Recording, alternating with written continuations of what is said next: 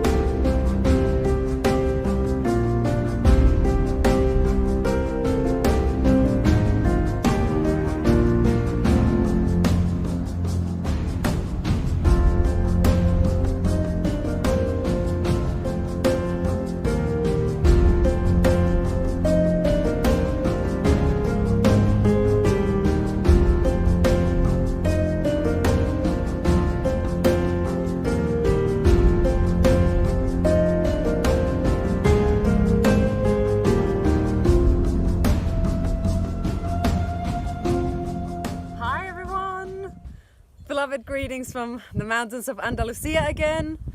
I've got really good news for you. Our peace collective, Dawn of Peace, is going to be launching a new initiative this Sunday, and we are growing internationally. Also, the Police for Freedom movement, which I'm coordinating, is growing fantastically. I just came off a call with a lady from Canada who's going to be setting it up there. We've got a group soon starting in Poland. There is probably going to be one in France and Belgium as well. So it's just incredible, guys. Like, there are police officers getting in touch with us every day, keen to start the work to stand up for our freedoms. And aside from these two movements, of course, I'm also collaborating with the World Freedom Alliance and the amazing people there.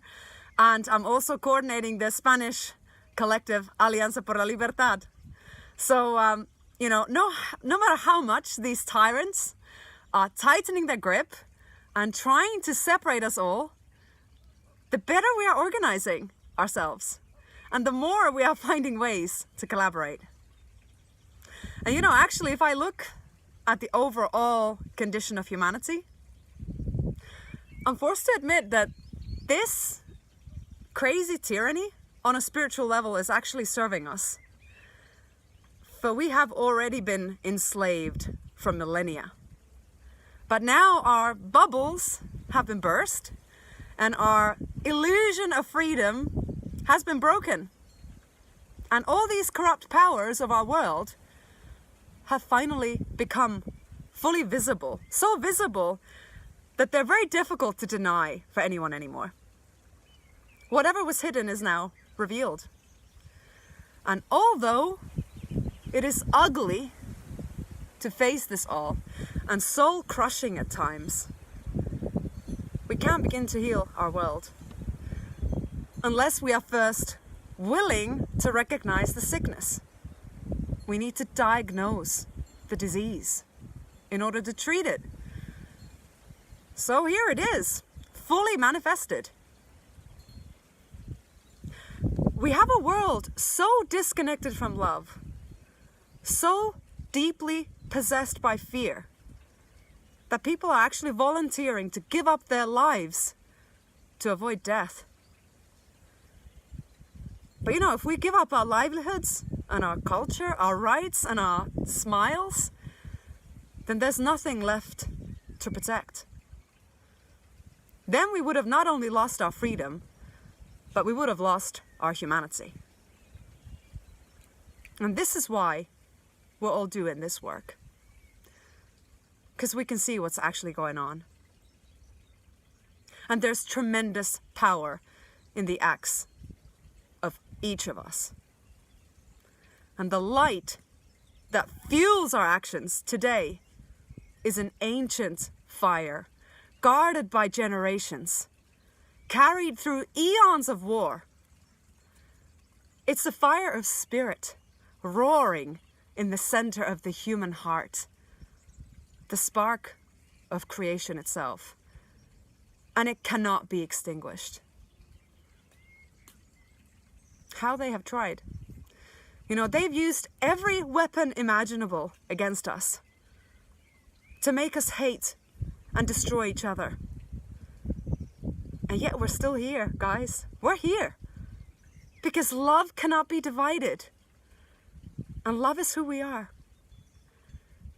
And this is something they can never take away from us. And the more they violate our sacred boundaries, the more fiercely we will protect them. The more desperate their actions become, the more they will reveal their true face. The further they push this, the more people will awaken. You cannot conquer God, and we are His children. So I want to thank each and every one of you in the worldwide freedom community for bravely standing up for what is right, calling out this silent treason, tirelessly working day and night to get the information out to the people, speaking to the people. Even though they're calling you names and attacking you, you're still keeping going. Holding manifestation, demonstrations, street events, sharing newspapers, building bridges to our local communities. And I just want to say that I will continue this work no matter what. And I happily welcome all the support that I can get. So if you appreciate what I do, please consider donating or becoming a monthly patron.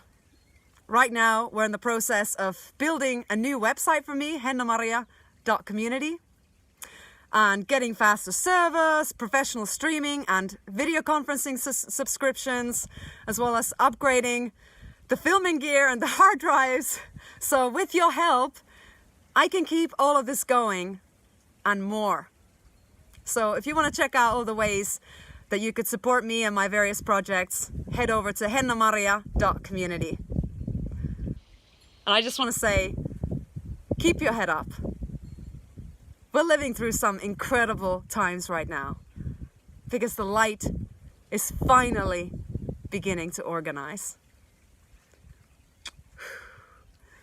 Lots of love.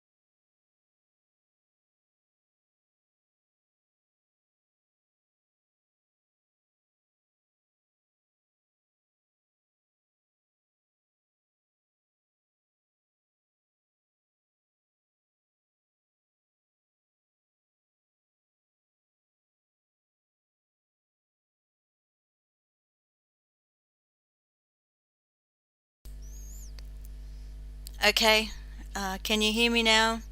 Slight technical difficulty. Nothing came. Yeah. Nothing came through, Ninja, the whole time you were talking. I know, I was distracted and I forgot to unmute. Take two. Take two. Okay, wow, and I said it all so perfectly too. Well, you just have to do a take two. Okay, go ahead. Okay, You rewind. can do it. All right. Okay. All right. Okay, so please subscribe to Henna's channel. It is amazing. The woman has amazing energy. I saw that video for the first time last night when Desert shared it with me, and I really needed the lift, and so I hope you guys enjoyed it. There is hope, and there is a way, and yeah. I was just amazed. I was amazed. So please check out her channel. You'll need to scroll. You'll need to do the see more, read more.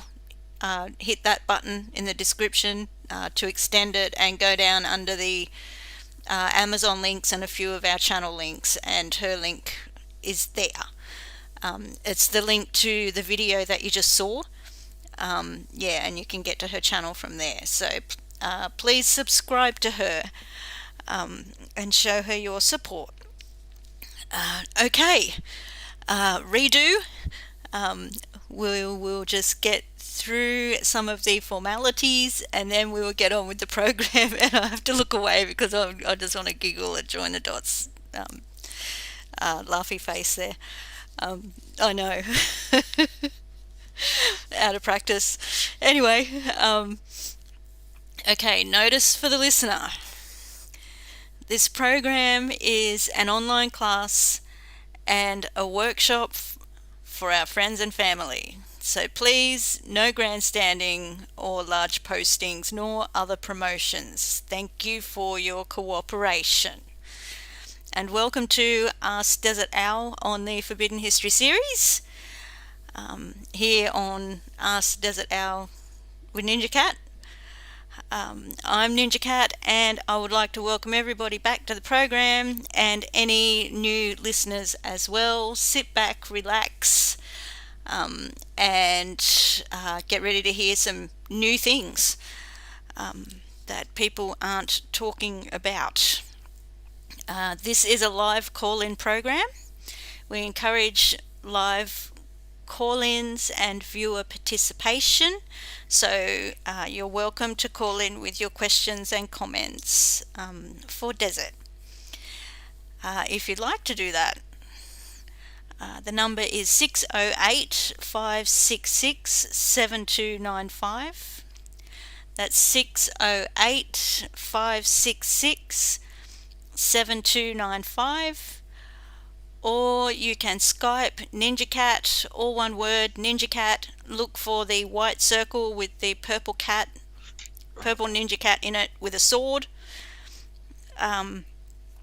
All first-time callers get a free gift of the Handbook of Christianity, one of Desert's beautiful transliterations, or a PDF of your choice of any of the books that Desert has transliterated and put up on Amazon. If you want to have a look and check them out, the links are in the description. Also instructions on how to actually get the page to show up, because Amazon is kind of not helping there. You just need to type in, you just need to be very specific with your search. And so Desert's full name is in the description so that you can get to the books. So please go and check them out. If you can't afford to buy the books, they are available in paperback and online. They're reasonably priced, but if you can't afford them, any size donation will get you a PDF of your choice. Or if you can't afford anything at all, just contact Desert on the side, and he will get a PDF to you. He will get the information to you, because everybody needs to see and read it for themselves. Okay, and now here's Desert-Owl.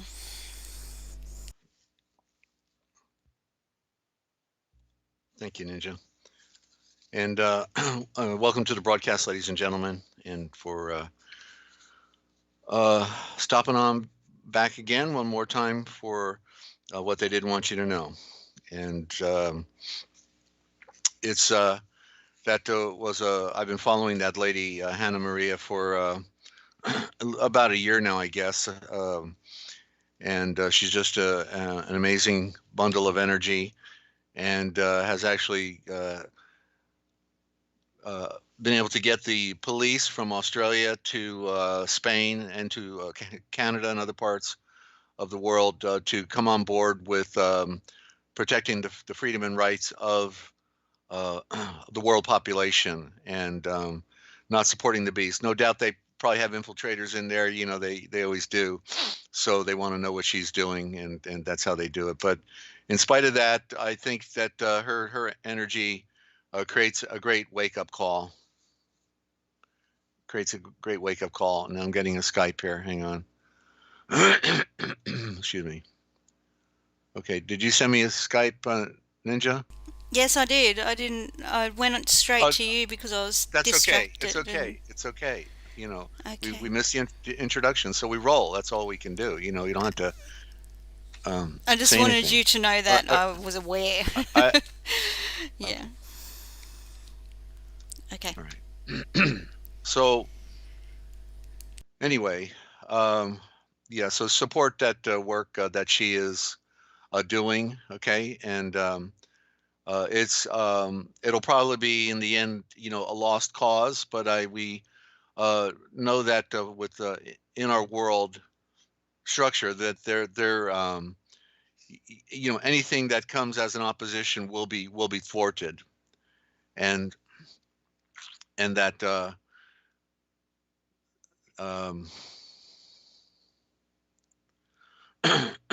sorry, and that we have to you know, at least support the good works that are out there, because there will be buffers in different parts of the world, and those kind of buffers would obviously be created by somebody like this that is doing this type of work, trying to save our world. You know that I have been active in this arena here with the political science and the nature of secret societies and such, from a political activist standpoint for 30 years now.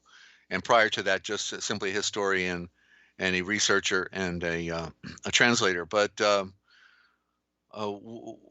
our world is going down, you know, and there's nothing that's going to stop it from going down. But in the meantime, to have these creative people like Henna Maria will create a buffer, and we'll bring the you know, good cops onto the side of protecting citizens and not abusing citizens, because the back in to, you know, show you how obviously you probably know anyway, you've figured it out, but for just to say for the record that the police state, the police establishment are the line between total tyranny and, of course, protection for the people. And so that's why back in the early 1920s, excuse me, 1920s, thereabouts, when they had silent movies, they had a silent series called the Keystone Cops, and these cops act stupid and they run around bumping into each other, and they just don't seem to be able to get it together. But it was a joke, you know, because what are they calling them? The Keystone, you see. And so sure, they're stupid, right? If they're willing to do the nasty stuff that they do to other people, they're certainly stupid. They have no brain, obviously, and that's why they made a policy back last century to begin. There was a memorandum that went down, and we used to talk about it and promote their agenda, and that they said that anybody that gets hired into the police academy has to have an IQ below,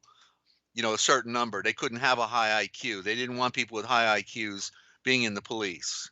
They wanted people with low IQs who'd be good little bubbas. And Bubba do this, Bubba do that. Yes, sir. Yes, sir. Okay, and go beat somebody up. Sure, yeah, here to serve and protect. That's what I do. I'm protecting you. I'm protecting the system. You know, and so that's why we get the tyranny, because the good and decent people with high IQ that would care about family and their nation state would not be engaged in criminal activity. But we get the criminal activity, ladies and gentlemen, because they got Bubba in there. But in spite of that, even Bubba sometimes doesn't want to be you know, a sellout, you know, and that they'll finally wake up and say, you know, what am I doing beating people up? You know, why don't I be on the side of the people, be a good guy, be a real hero? You know, that's a little more challenging, of course, because it's better to just take your paycheck and say yes, sir, yes, sir, uh-huh, you know, good slave, and sell out. So so that's why Hannah Maria's work is so important, ladies and gentlemen, because while the ship is sinking, we can create life rafts and lines of buffer that will be better than other places. Other places are going to be real bad, and other places will be a little bit better. That's just because the world is so big and round. Okay, so very good. And you know, I was thinking about Kill Bill. You know, Kill Bill is the guy, the gatekeeper. You know, Every time I talk about how the Jews control everything from waging war to controlling the news media and controlling the politicians and the puppet state, the stage actors guild of Washington D.C., control Hollywood, control the medicine. It's a Rockefeller medicine. We know that, right? It's the allopathy based on petrochemicals that are converted into synthetic drugs, right? And that will kill you ultimately because it's not natural and it's not normal to substitute the body's functions with substitution. The body needs to be strengthened and take control of itself. But this is how they've diminished our society and our capabilities of being well. So I always forget that. Okay, in the internet, yeah, controlled by the Jew puppet, kill Bill Gates. And it's Kill Bill. You remember that was something I never really actually watched it, but I heard about it. And it fits. Because what Bill Gates is going to be, and I'm not endorsing to kill him. Okay, that just clarify because I know they can take that quote right out of there and use it against me. But we're not endorsing the desire for somebody to be killed. But nonetheless, this guy Bill the Killer Gates is in a global genocide program, and ultimately to really get focus on what this guy is and what he's doing, he ultimately, this one guy with the gatekeeper name logo, will be the greatest mass murderer, is the greatest, is no, not will be, is, because he's already done it and he's doing it. He is the greatest mass murderer of all time beyond anything. The numbers, it's as if he's the only one because any mass murder that happened in the past won't compare to the 6.5 billion people that they're intending to take down. Okay, so he's number one mass murderer, public enemy number one, and people should make billboards about that and get it everywhere. They really should, because that's really what it is. And sometimes it's never spelled out correctly, and I just saw that yesterday, and realized that needed to be stated. So share that with your friends and put that feather in your cap. Okay, the greatest mass murderer. Can you imagine what this guy, would be like to be near this creep? To have a conversation with this stooge that literally thinks, the Babylonian Talmud and their baloney is better than everybody else, and that you deserve to die while they deserve to live. So that's the culture of hatred, the culture that the only way they can justify killing you is if they were raised right out the gate to hate you as goyim. You see, that you're worthless. You're not worth being called anything other than cattle and goy.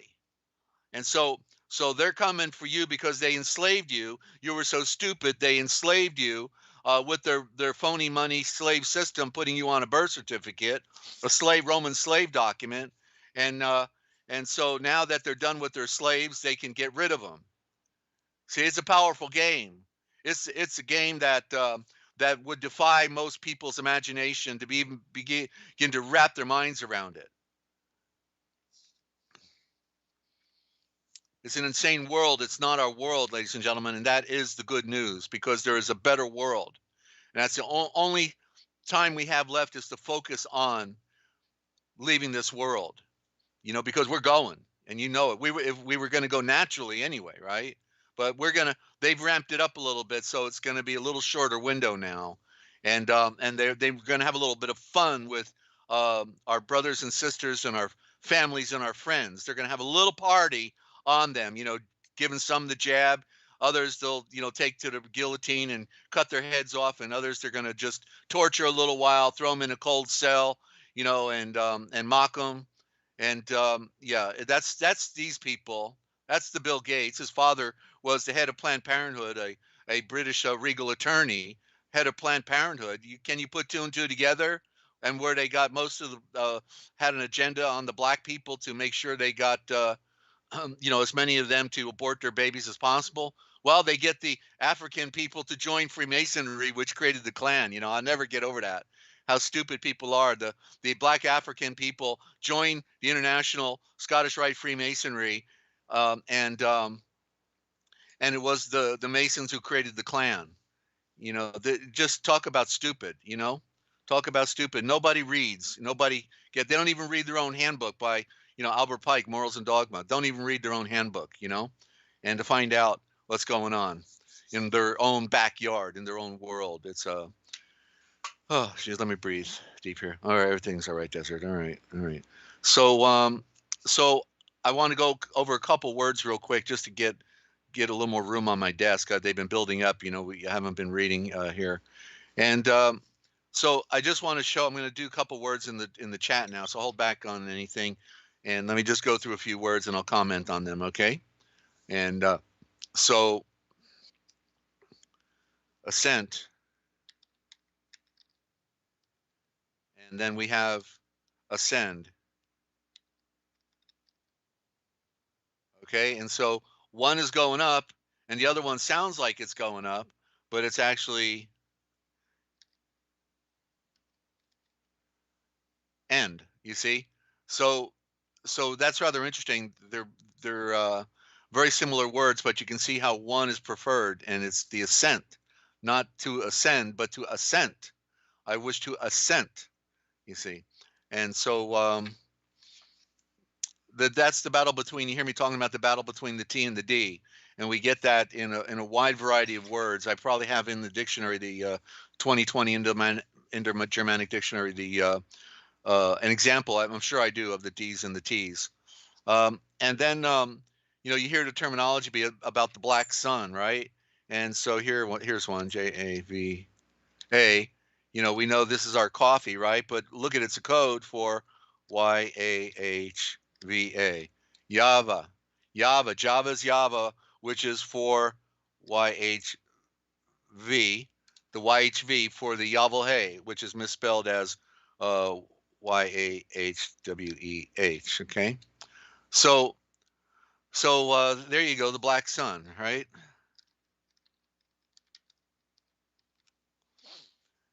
Okay, let me put that word up. And now here's a good example of how they alter words. They put the words on the sacred altar because there's a group of people out of the steppes. They were called the Huns, right? Huns. And just like, we get a name for people called Germans, but then we find out they're really the Deutsch. Germans means the Khazarian Jews. So put that, in perspective when you hear a lot about what the Germans have done, because it's an actors guild, just like Washington is an actors guild, but it's a different group of actors, right? But look at what the Huns are called in ancient, S-H-O-N-U, Shonu, and so you see how it's just mixing up the letters a little bit. You can see out of Huns, you could get Shonu. It's basically practically just reversing most of the letters, and you get that. Of course, you're missing the H, but the anagram allows for you to change the vowels, and the H is a secret vowel, right? And so it's really just missing one letter. It's just missing the H, which is a secret vowel. It's from the breath deep within, the heh, heh, heh, no restriction. It's a secret vowel. And okay, so just want to point that one out. Now here we have the word, this is an interesting one I was looking at yesterday, just came to mind, and again with the D letter, right?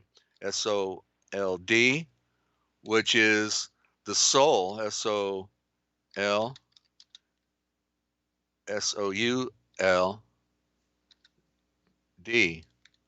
All right, soul, but it means the soul.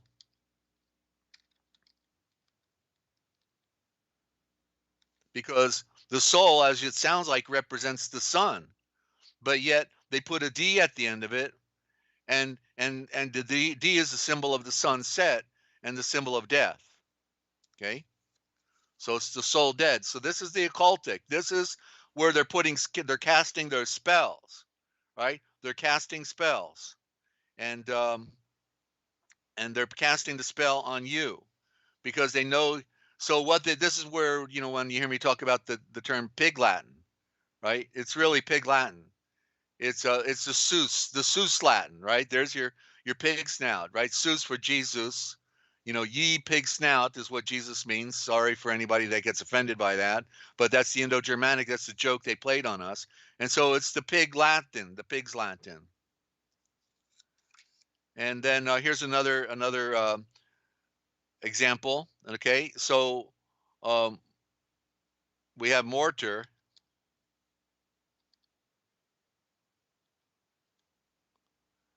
and then we have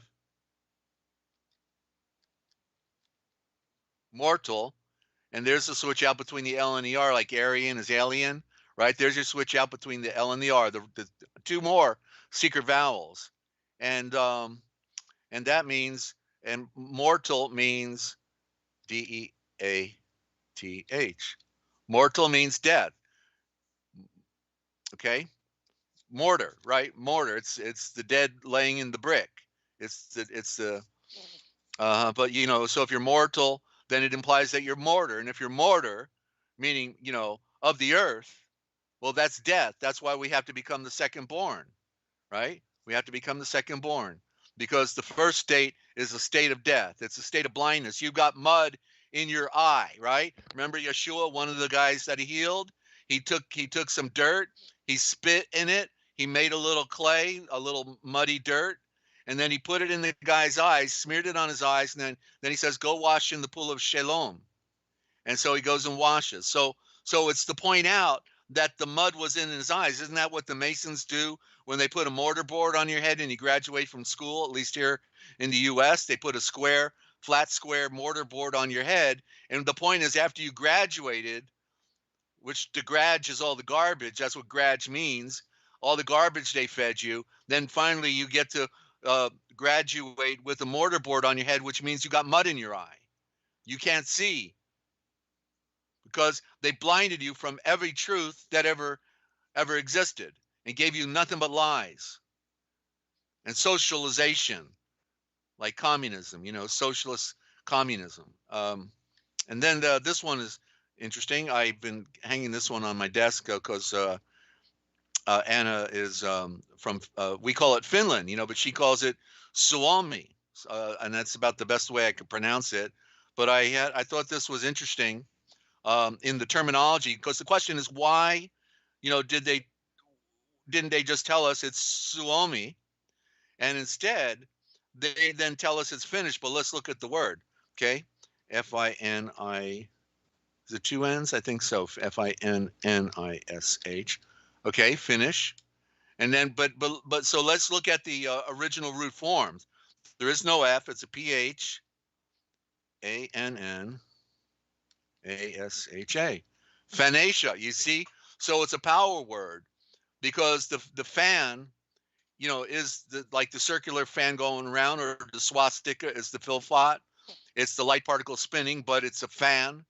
And so the fish, when we call them fins, in the more original form, they're called fans. Fin, F-I-N, is P-H-A-N. You see, like that. And then you got Asia, the royal eye. So Phanesia, and you see the word "and" for harvest, Anna, harvest. So it's the creation's harvest of the royal eyes. Creation, harvest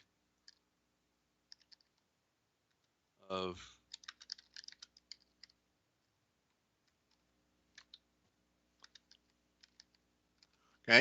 the creation's harvest of the royal. So we then, it implies that we are the harvest. We are the ones who are supposed to have royal eyes that can see. Royal eyes, not worthy. We're not worthy of our eyes because we don't open them. We don't see.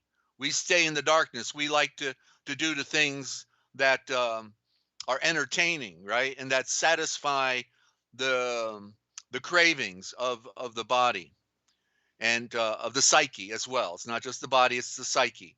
So there's like two serpents. There's the invisible serpent that wants to control our thinking, and then there's the body, which is the other serpent that wants to say, feed me, come on, let's go over here, let's have some fun, let's do this.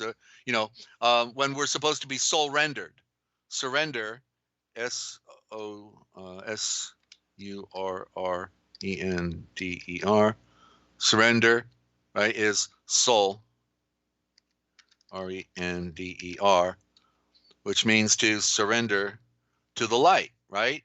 Soul render, give yourself to the light, because that's all, the only thing that matters. is going back to the light. That's an objective. That's a preoccupation. There's really no time for anything else because, as it says, that few are going to be saved. So what else we got time for? If we're the ones that have to be our own guarantor. We have to be the guarantor by fulfilling the calling and receiving the promise and the gift of the great breath of the wind and fire. That's a work, that's a walk, that's a whack upside your head because people don't get it. That's why you see the 600 different flavors of Christianity, right? And so anyway, I saw in the Finnish, SUOMI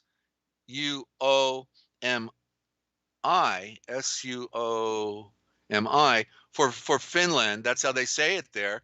I saw this TZOOOMAY.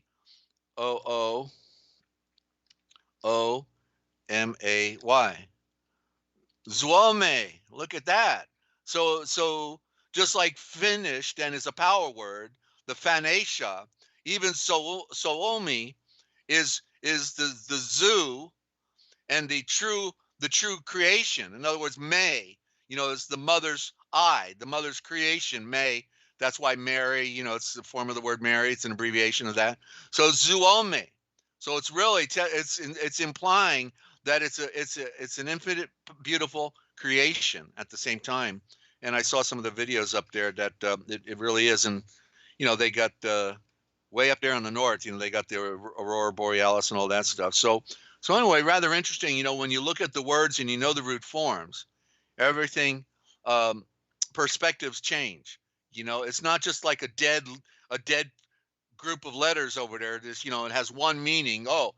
Suomi, but it doesn't have any other bearing, or Finland or Finnish.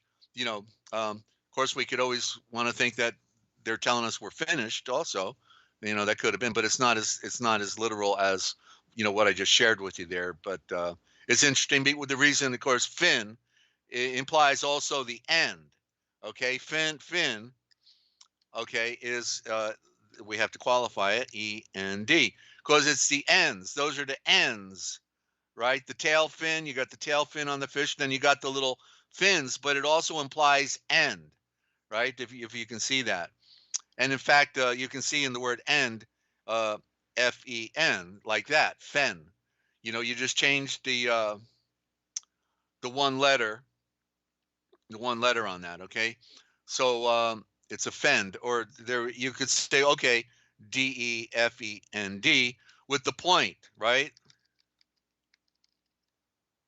You defend with the point, with the knife, with the spear, with the sword, or by making a point, pointing that finger and making the point, right? That's defend, the defend at the end, the fin. Your hands are fins from that standpoint, your hands. Okay, enough of that. It's really just endless when you keep looking at it because it takes you in different directions. A couple more here, and then I'm going to do some reading on some the tail end, the missing part of Mark.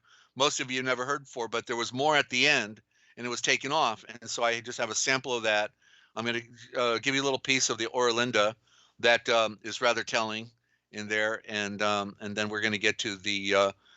I finally completed chapter 7 of the letter of Paul for the star rays, or the Hebrews. Okay, so it'll be first time read. I haven't read it yet, so it's been really exciting to do Hebrews because it's really the culmination of my transliterating. This was one of my favorite books. It's one of the most important books of the Everlasting Kevanun, not New Testament. It's not new. It was from the beginning.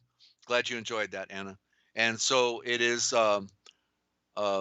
superior work, and for your clarity on what soul novation, salvation, is about. So I'm just overwhelmed that by grabbing all my experts, 14 different main translations with about 60 more, give or take, and then looking up the words and finding the one that got it right on a certain element.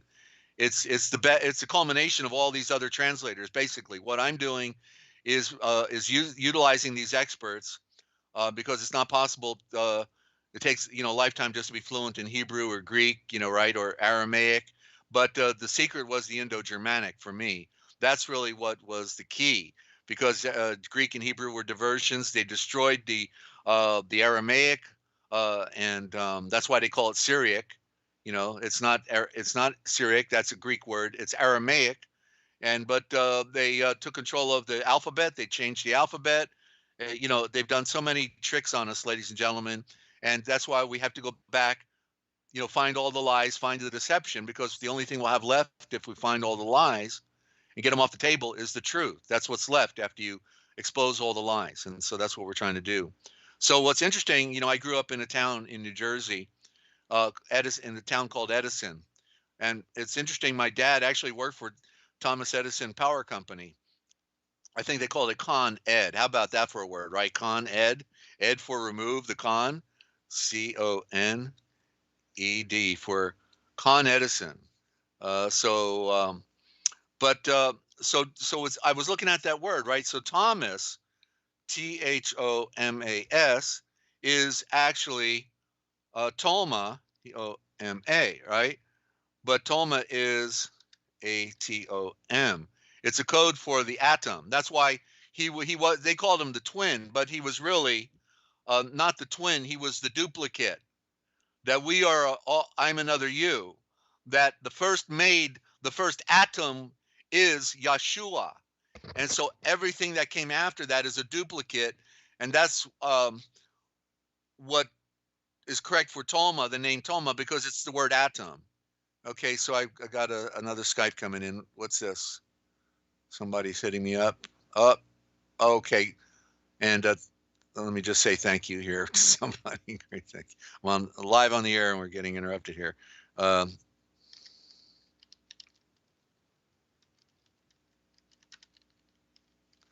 Okay, so back to the program. So Toma, so that was an interesting first name for. Then you got Edison, right? And Edison. And if you followed anything about the battle between Nikola Tesla and Thomas Edison, they were like had two different views on electricity, where Edison wanted to produce the direct current, which would mean reproducing generators all over the place. So it would have been a boon in profit for putting generators everywhere for direct current. But it was Nikola Tesla who saw the alternating current, that you could get current running in both directions on a power line, and so it can just go anywhere it needs to go. And it was actually safer than direct current. Direct current is what they use in the electric chair. They literally use that type of current to electrocute somebody. And but then so what I saw with the word Thomas Edison, Tolma Edison, then it literally is like this: RE, because we know ed means to remove, right? Education is what they remove from you, right? So REMOVE, the sun, ATOM. So it's interesting that now, is this supernatural, or is it they engineered it this way? We'll never know. Maybe like a lot of the Jews, they all changed their names. So that's what they do. They always use code words when the Jews change their names in Hollywood and in politics, right? They do it everywhere. And so whether it's his real name, we'll never know. But literally, Toma Edison means remove the sun atom. Remove the sun atom. Okay, can you see that? Let me spell it underneath. TOMAEDISON. Remove the sun atom. It's all there. SON is SUN, right? And the letter I is the symbol of the eye for the sun. Remove the eye of the sun atom. It would be remove the eye of the sun atom. You see? So isn't that? And so what happened, right, with Nikola Tesla, right? They wouldn't support him, and they quashed everything he did. And Thomas Edison is the famous guy. He's the one who takes credit for everything, right? And everybody, hardly most people have never even heard of Nikolai Tesla. You see? So remove the sun atom, and it's almost like a metaphor for how they removed Nikolai Tesla as well. But it's another version of the black sun. Okay, which is everywhere in this occultic game that they played on us. And so I think I've covered what I wanted to get here. One more. No, I'll save these for after to read now. Okay. So I've got a whole list here I want to get through, but in the meantime, we'll go do a read, and we'll do one read, then we'll go to the break. We're almost at the hour mark, and want to welcome any new listeners that are on the program today. And we talk about some pretty stiff topics here that will definitely rub some people the wrong way if they have an agenda. You know, if they're on the losers team, which is the enemy of mankind. But if one is, one of them just jumped off right now. I saw that. Okay, and so yeah, people they don't know how to deal with this bird brain over here, because he has been around too long and has been there and done that with the political activism thing, and found that it was a dead horse. That's when I really woke up to how the game is really played. And when I first became a political activist, I sincerely thought we could all roll up our sleeves, expose the bums, throw them out, and get back to a normal society, a normal life. But then I learned the rest of the story, as Paul Harvey used to say. And True Value, yeah, True Value Hardware, and that was his commercial spot. And so, yeah, we're not going to fix the world, ladies and gentlemen. We have to focus on fixing ourselves. That's what we have to do. And that's another thing people don't want to hear about. You see, they'd rather hear about the sensationalism out there in the world, but don't talk about me. Don't talk about the self. Because it is the ego self-centric serpent that is the problem. They wanted you to think it was aliens, or it was devils, or it was demons, or it's the Satan, all of these terms that go bump in the night, but were the creations of man. Because everything that Yahweh made in the garden, it said it was good. It said it was perfect. It was Yatsar. The word is literally Yatsar. And it means everything it's all the product of a sun, all the product of light. And it was perfect. But then man came along. And then all of a sudden, we started having some problems. Priesthoods, warfaring classes of citizens. The puppet kings. And so they waged war on you and I from the beginning, ladies and gentlemen. It was them against us. They wanted it all for themselves. That's called morals. I want more. I want it all. Morals. Because we don't want morals. We want ethics. That's of the ether, the ether, the ether. Okay. And and then now I just saw what did they do with the ether, right? They represents the ether, which is above, which is greater. They got it on a product that you get at the dentist. They gives you a little ether and you go to sleep. Another element of black sun, right? Ether. Give me a break. So it never ends. Like I said, I probably should do a dictionary just on the negative terms, and it'd be a book, okay? So and they're all, I can see them writing the next word with their tongue sticking out, feeling so clever. They're in the College of Abbreviators outside the Vatican. Those Jew ballet suits Jesuits, just thinking of the next word. How can we what else can we do? Just to have a little fun and turn love into hate into love. Wow, ladies and gentlemen, I'm telling you, it's this is like I never wanted this preoccupation. It's like I just wanted to have a regular life and and sit under a tree all day and look at the sunrise and the sunset, and then I found out the rest of the story and the true nature of our world. And it's so sad for the little ones, of course, because they're so innocent. It's bad enough being stupid, but when you're young and innocent and vulnerable and and weak. And then they get these creeps, these abusers that do it to little ones. It is such a tragedy. It's the greatest crime on the planet. It's the crime of all crime to abuse little ones, and so our objective is to learn the truth, because if we could learn the truth, then we could share that truth with somebody else. That's the only way. We can't save the world, but we may be able to help somebody out on the journey out of here, because that's all it comes down to. We're on a limited time clock, and the time will tick out, and there will be a last breath that we breathe. And the question is, will we make it in time? Right?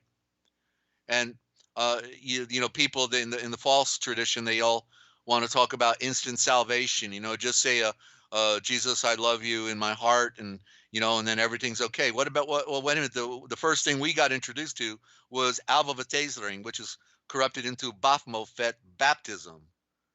Baphomet, yeah, baptism, bapt you over the head. Another type of putting you under a spell. But that's okay, because we know that it means going underwater. We can use the word baptize, but I like alvavatazering because it's original and it's pure. And it tells a story. That's what's really great about going back to all the original forms. It actually opens up like a flower and tells a story and makes all the connections with the other words that are relevant. But we need to really separate ourselves. And what I learned, and what I mean is, in the idea of separating, is get away from the confusion, get away from the cultures that are deceiving and that are corrupted. You're not going to get a purity from corruption. It's a separation, and there's a wake up. We have the example of those isolating themselves out in the wilderness or in caves, but we've got to do that inside. We've got to be independent thinkers. We have to question everything. Be still, focus. Be still, focus. Meditate, then pray. Meditate, then pray. Create light. Pray is a negative as well. It's creating light. It means creating light. So, and then things can open up, ladies and gentlemen. Things will open up, and you'll see things in a whole new light, because it's a constant unfolding. It's a constant unfolding. Like every day I'm having a new discovery into something that nobody else can begin to wrap their mind around, basically, with the Indo-Germanic. They've not heard about it even, That reminds me, I think instead of doing Mark at the moment, I'm going to save that just for a little bit, because I want to go, the way I'm talking is going right into the Orlinda. And so I'm going to go there because, where do I want to start here? Yeah, I'll start right here, because I was amazed at my read yesterday when I got in here, and it was in the area where it talks about the language.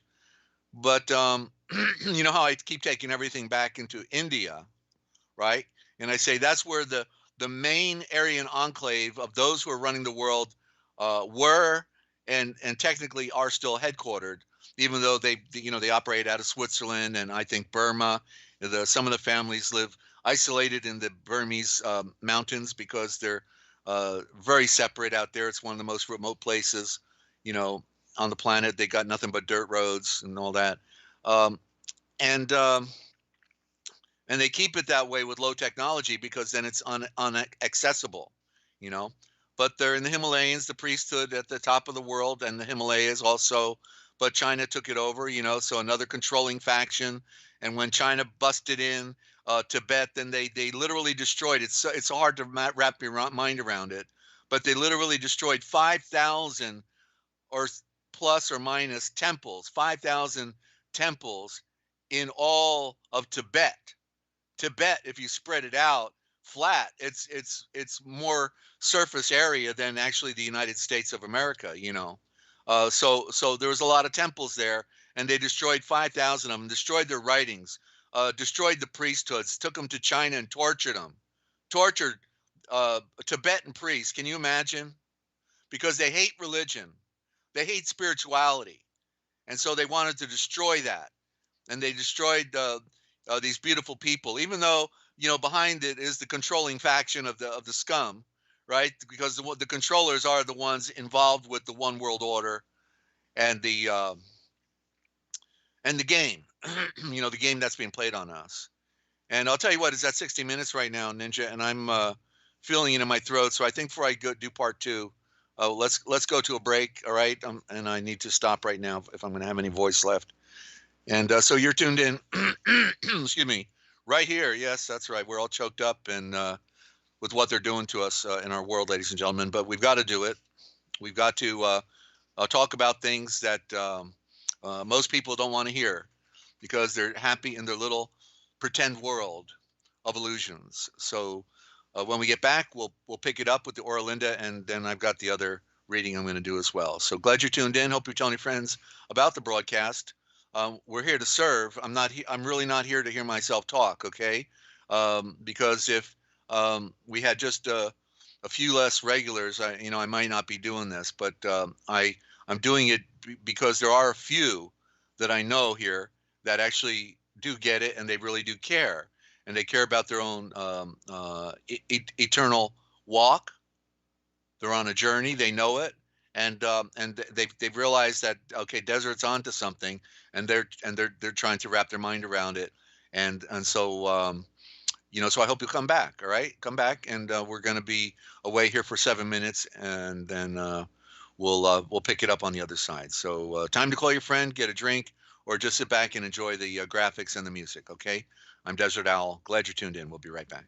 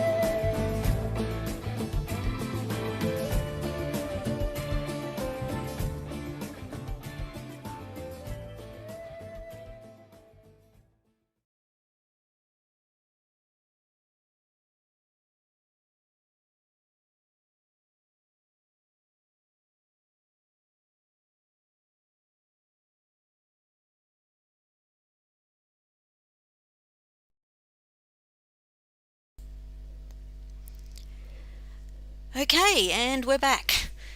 Welcome back to Ask Dezert-Owl on the Forbidden History series.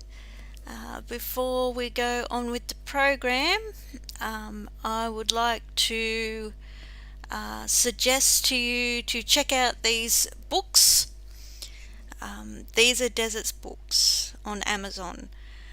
They are beautiful, absolutely beautiful, and Desert worked very, very hard, very hard, and he still is, to produce this information for everybody out there to know. So yeah, please check them out. Links are in the description. Also, how to find them on Amazon, because they're like YouTube, not much of an algorithm over there. So yeah, there's instructions on how to find them as well. You can get online copies or order paperback. We're also working on getting the books up on other platforms. They're slowly going up. KOBO will be online. The Book of Wisdom and the dictionary are already there, and Lulu.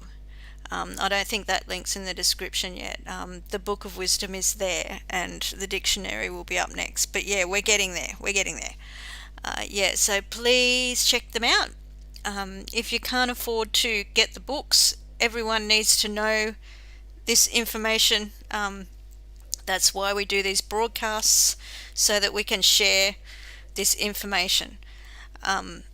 Yeah, so any size donation will also get you a PDF copy of any of these books.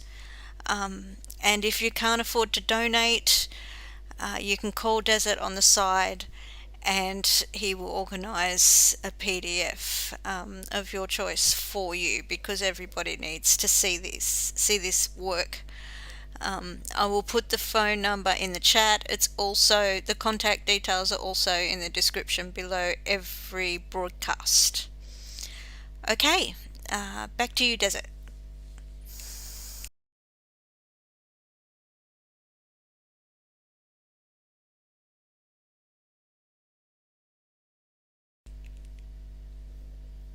Desert, are you still with us?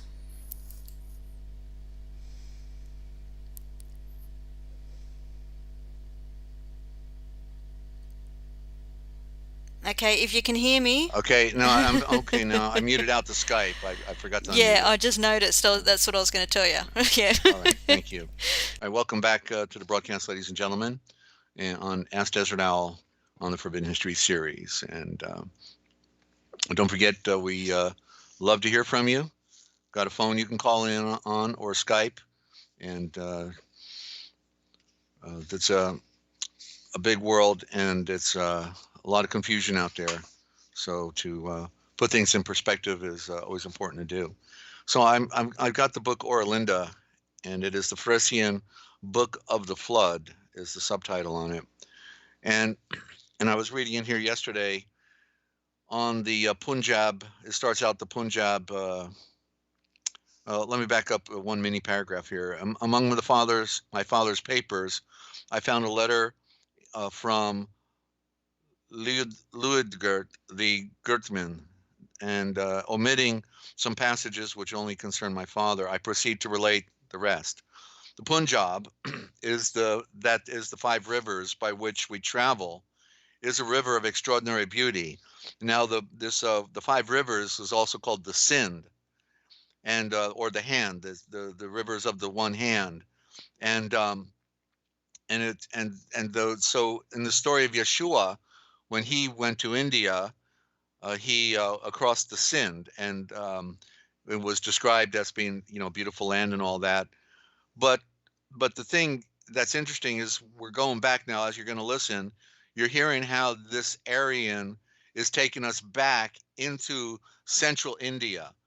The other side of India, on the eastern side, is the Ganges, which comes out of the Himalayan mountains, and it's the river we see a lot of Hindus bathing themselves in the river with all those buildings along the riverfront, right? And so it's a very ancient, one of the most ancient places on the planet where they, people congregated at the beginning. And so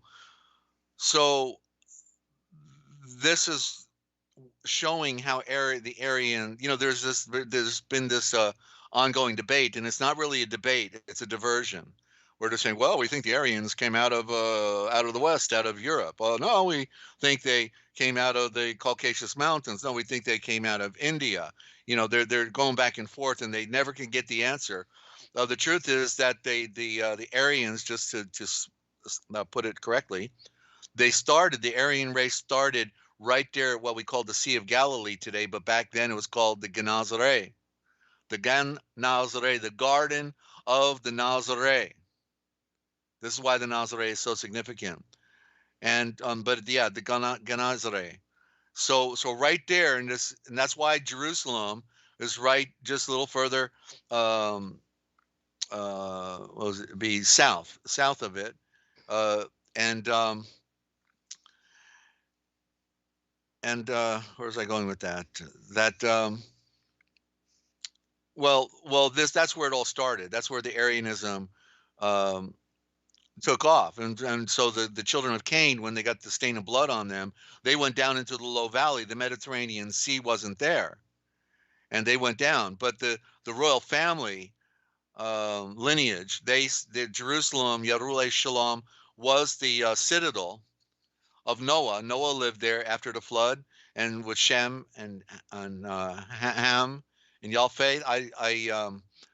Their story is not as important, but Shem definitely was there, and then Abraham, he went there for 40 years after he was born in Padamaram, also known as Mesopotamia.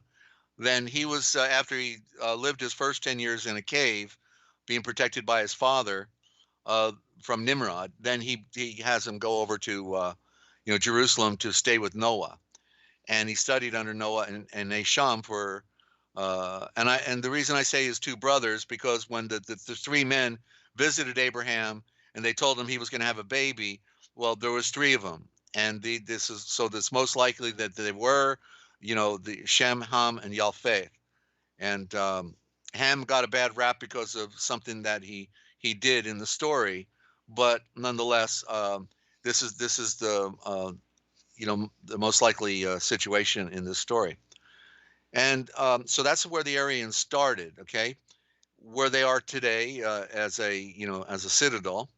Even though now it's just a place of warfare. It's no longer, isn't it ironic? It's called the City of Peace when it's got more bloodshed going on than anywhere on the planet. That's what they do. These people on planet Earth, that's what they do. They just love to make turmoil everywhere. The term is oil too, right?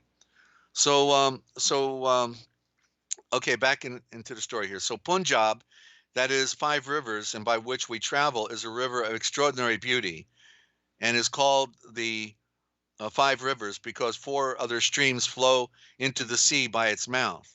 They split apart, and also this is called the Sindh, which is where we get the word industry, as in India, the industry, and they're the ones really like Bill Gates. He really didn't create the computers the way he was a front. He was going to be the psychopathic murderer of mankind, and so as a quid pro quo trade-off, they make him the head of Microsoft, but it's really the Hindus that are behind it all, because they've been running technology from the beginning. Remember that all technology first came out of India, everything, including Kung Fu, including the game of chess, you name it, it came out of India. Anti-gravity Vimanas, they didn't come from outer space, they came from inner space and back there, So far away to the eastward is another large river. It's the holy or sacred Ganges. That's on the eastern side of India. The Sindh, or the 5 rivers, is on the western side. And between these 2 rivers is the land of the Hindus. Now, interesting that they spell Hindu correctly here, Hindoo. And then even in Webster in 1828 spells Hindu, Hindu. H-I-N-D-O-O. But how do we spell it today? Let me type it in there. So, because we talk about abbreviation, and let's look what they did. H-I-N-D-O-O, and then it became H-I-N-D-U. All right? And so that's what they did. That's what I said. The Mazorim Jews took over the dictionaries, and they started manipulating the words, right? Because why? Because they didn't want us looking at those two OOs, right? L-O-O-K, right? True, T-R-O-O-E, not T-R-U-E. You see the O's. And so we'll see the O's popping up in my translations like this because it's a vowel, and it was replaced. The OO became the U. Okay, that's how they did it. That's the game that is played because why? The two O's significant. It represents sun and moon, and in fact, sun and moon are. That's this word here means pro. Well, sure, the sun and moon are our protectors, right? And then that's where we got the word Lucifer, right? But it's spelled with a U, L-U-C-I-F-E-R, and it means the protector, um,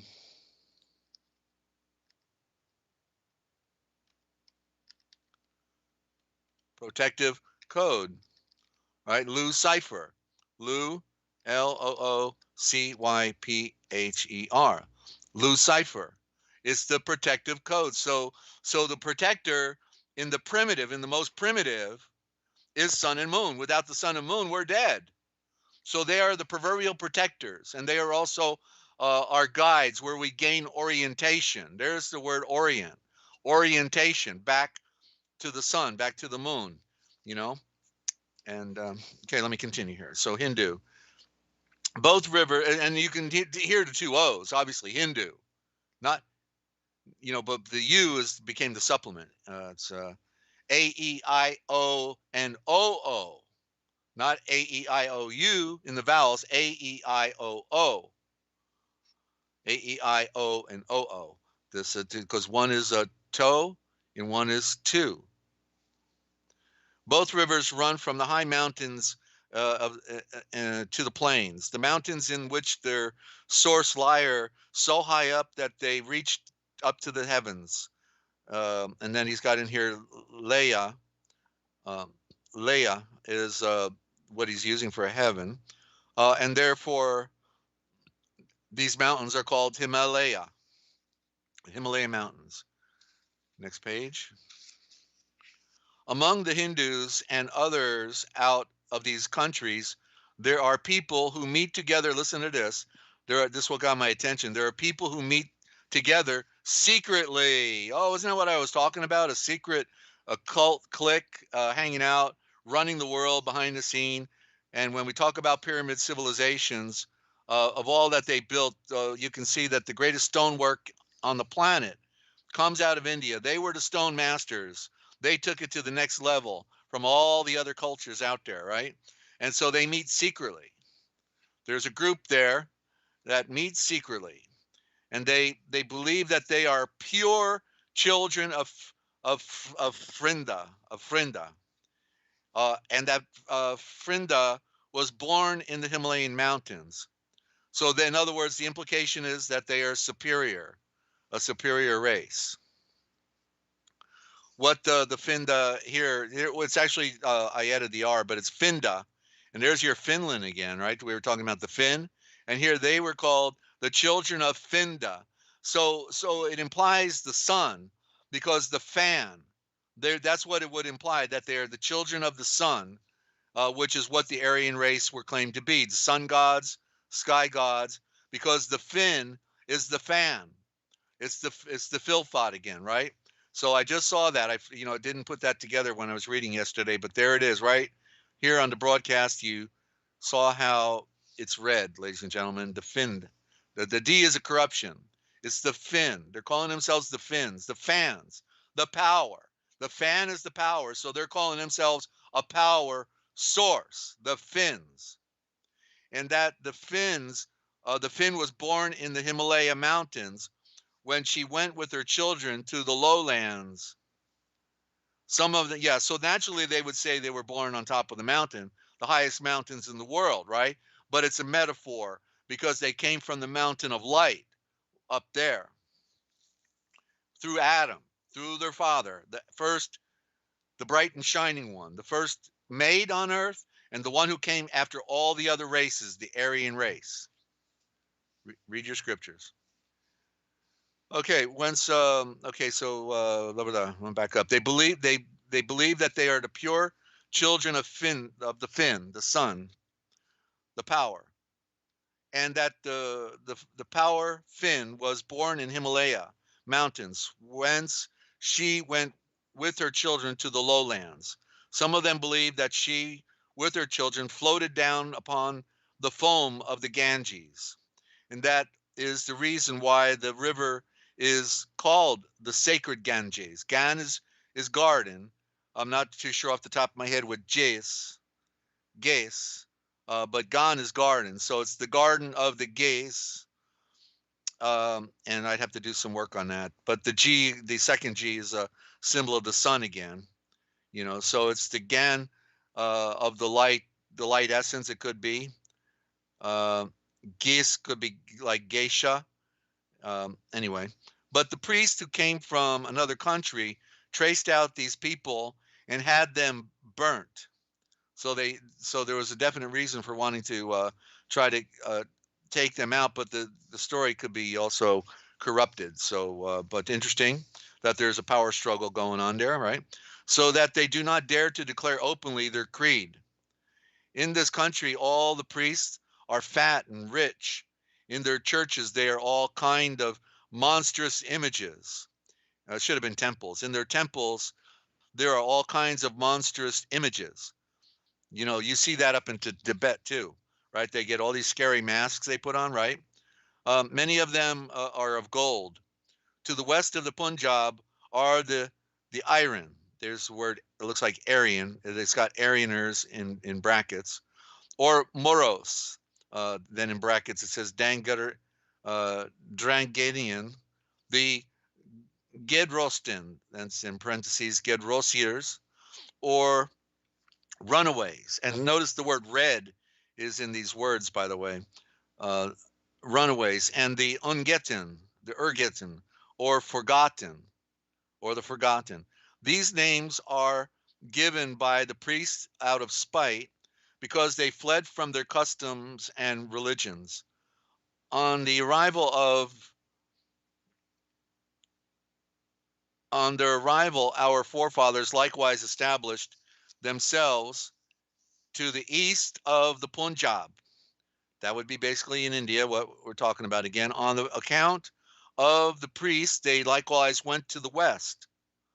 Actually they did, and they came right through the Red Sea, through the Persian and Indian Ocean, right around to the Red Sea. It was like right in the back door, and there's Meitzar, Egypt, the front office. What today is the Vatican, but back then it was Meitzar. That's why they have the straight pyramids, nothing fancy, just straight cut pyramids, because it was the primary pyramid civilization running the world at the time as a front office. In that way, we learn to know the Yin, the Wyran, and other peoples. The Wyran, which is implying the Aryan, Aryan is in Iranian, right? Iran is Aryan. It's a spin. There it is. I didn't even realize that. And let me take a note here. Aryan. Okay. Okay, the Iran are not savages, but good people who neither pray to images nor tolerate images. Neither will they suffer priests or temples, but as we adhere to the light of fasts, so that everywhere maintain fire in their houses. Coming still further westward, we arrive at the Gedrostin. Regarding the Gedrostin, they have been mixed with other people and speak a variety of languages. These people are really savage murderers who always wander about the country on horseback, hunting and robbing, and hire themselves as soldiers to the surrounding princes, at whose command they destroy whatever they can reach. And that sounds like they would have been the red-headed spotted, the Celtic that were working for the Aryan priesthood. And so that's a little sample of that work, ladies and gentlemen. It's really, this slipped through. Okay, when they were destroying all the original works, this one slipped through up there in Scandinavia, and becomes a lightning rod of confirmation for a number of things that I knew all along that Freya, Freya was the original name of their goddess. Even in Israel, it was because they tell us it's Elahe, but El comes out of Babylon, and so it wasn't Elahe. That's the singular feminine for Elohim, right? But as I show you through the broadcast, it's Zulav Haim, and that's such a more powerful word, as you know, in the word Zu with the royal T and the lightning strike of the Z, and then the O-O-L, the owl for the vision in the night. All of those things are there, and so that book comes out, as just to confirm what I was seeing, but didn't know how to quite put my finger on it. But once we learn about the Phrasians, they're not Frisians, they're Phrasians, then everything begins to make sense, ladies and gentlemen. And Susan Fox, used to produce a radio program for her, says the reason they are pushing you to wear a mask. Well, we'll have to stay tuned to that one, Susan. Thank you. And yeah, they're pushing us to wear masks because it makes us sick. That's why. It makes us sick. And plus it disassociates ourselves from each other. We can't smile at each other anymore. And so it's pretty sick, isn't it, what they're doing? I like to think I'm from Damascus. Let's Damascus, right? And Anna says Sanskrit is easy for the Finns to pronounce. Right. Okay, I can appreciate that. I was listening to some Sanskrit, and so yeah, that's it's good to, it's what's interesting are the scientists. It seems like that all, like, the guy who created the atomic bomb, or at least got the plans from India, what was his name? What's his name? Well, anyway, that guy, and like all of the real deep scientists that are real, at least not just puppets and real thinkers, they all seem to go and they learn Sanskrit. And, just like in the universities, they got everybody to learn Latin. And then at one point they backed off from, like everybody didn't have to learn Latin anymore a few decades ago. But, for the last few hundred years, everybody that went to university had to learn Latin, right?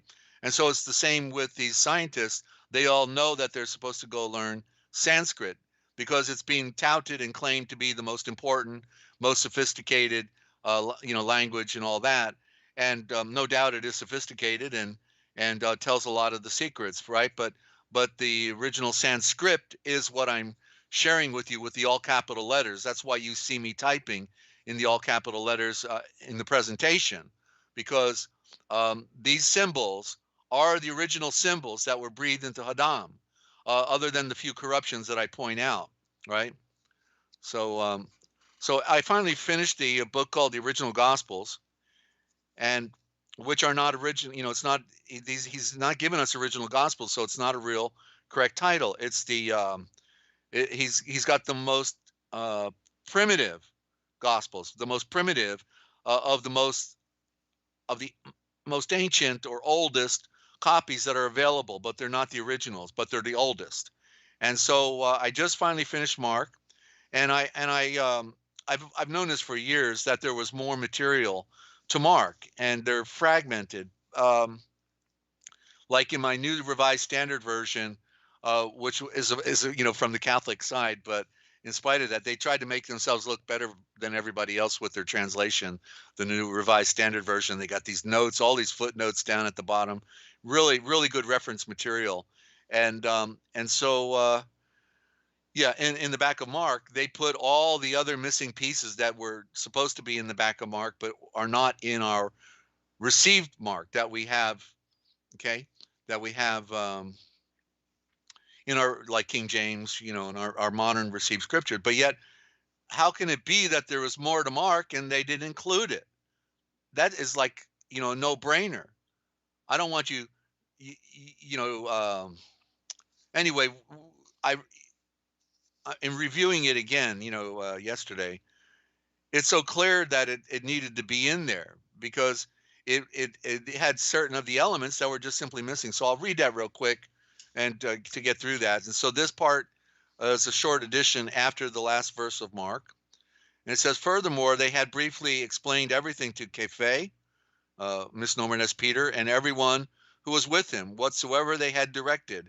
And after this, Yeshua himself had appeared, and from the sunrise to the sunrise, which is an idiom for from east to west, and he set out on the sacred and incorruptible proclamation of eternal salvation through them. And then this is a longer edition, the long edition coming up here by Ariston the Elder.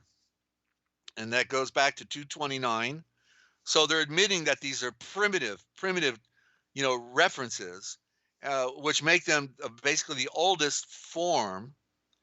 And still they do not include it in Mark. And so it goes like this. But rising, and it fits. I mean, it fits like a glove. That's what's ironic. When I read it again yesterday, it's like, okay, how did they not do this? So, but rising early on the first day of the Sabbath, the first day after the Sabbath, it's said of, but it's after. He had been seen first by Mary of Magdala. Actually, it was his mother, but they switched that out. That's the propagation of Mary of Magdala. They want us to think he married her and had a baby, from whom he cast out 7 dark natures. She had departed and reported to those who had been mourning and weeping with them. And when they heard, because he lives and was seen by her, they had not followed. They did not believe. But after these things, he was seen by another form, by 2 of them, out walking as they were going into the country. And going, they had reported to others, and they had not believed them. So these other 2, remember, they were walking on down the road. Then they say, come on and spend the night with us. They broke bread, then he disappears. So even they were not believed, okay? This is totally unique to this particular text, right? And they had not believed them. So I got to underline that for a reference, because when I do our transliterations, we're including all this material. It belongs in here. But finally, he had appeared to the 11 as they were sitting down to dine. And he had reproached their unbelief and the hardness of their hearts, since they had not believed those who had seen him resurrected. And he told them, going into the circle of the whole world, go into the circle of the whole world. So they're calling it the circle. And proclaim the star message to the entire creation. And he who follows and is baptized, will be saved.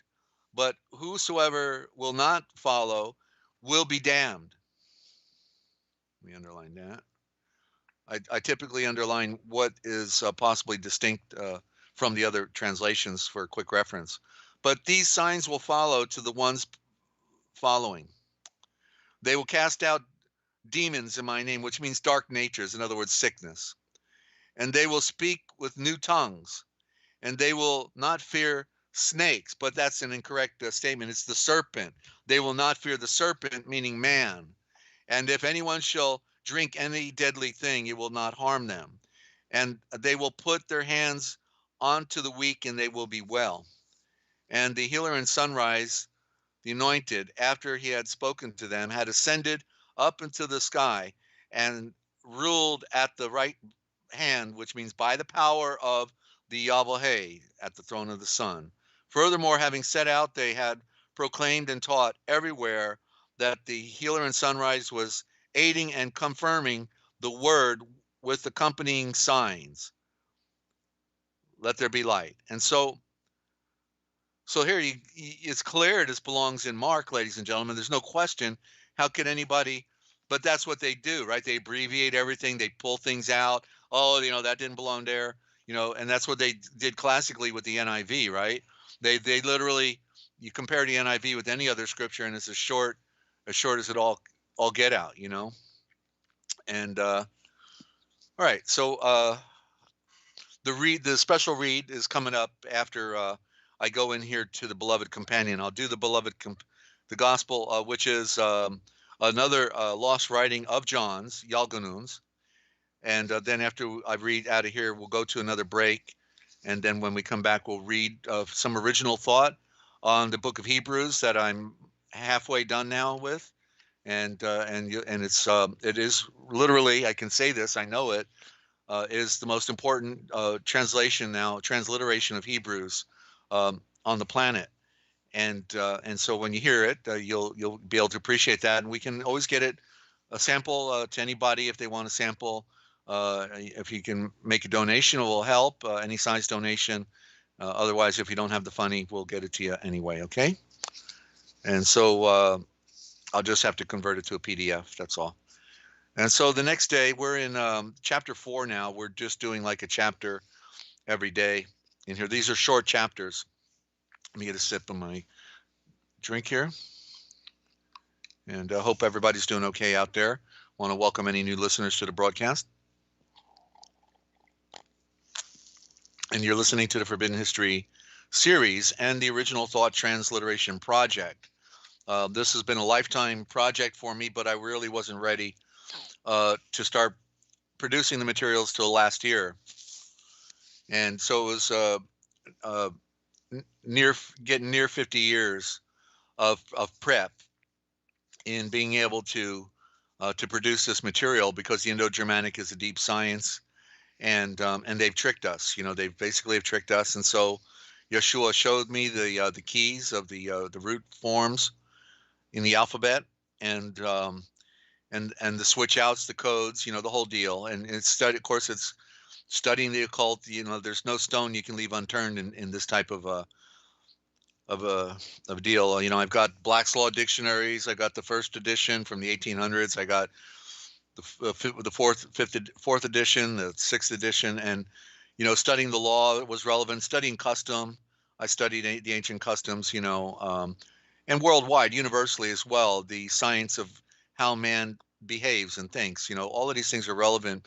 But being a translator, the more rounded you are, especially being an etymologist, symbologist, these things are all relevant to comprehending the symbol. Because when you hear me talk about reading the symbol as the lexicography, reading the graphic, well, that's exactly, in other words, the letters A, B, C, D, or the A, V, O, which are the original letters, the AVO,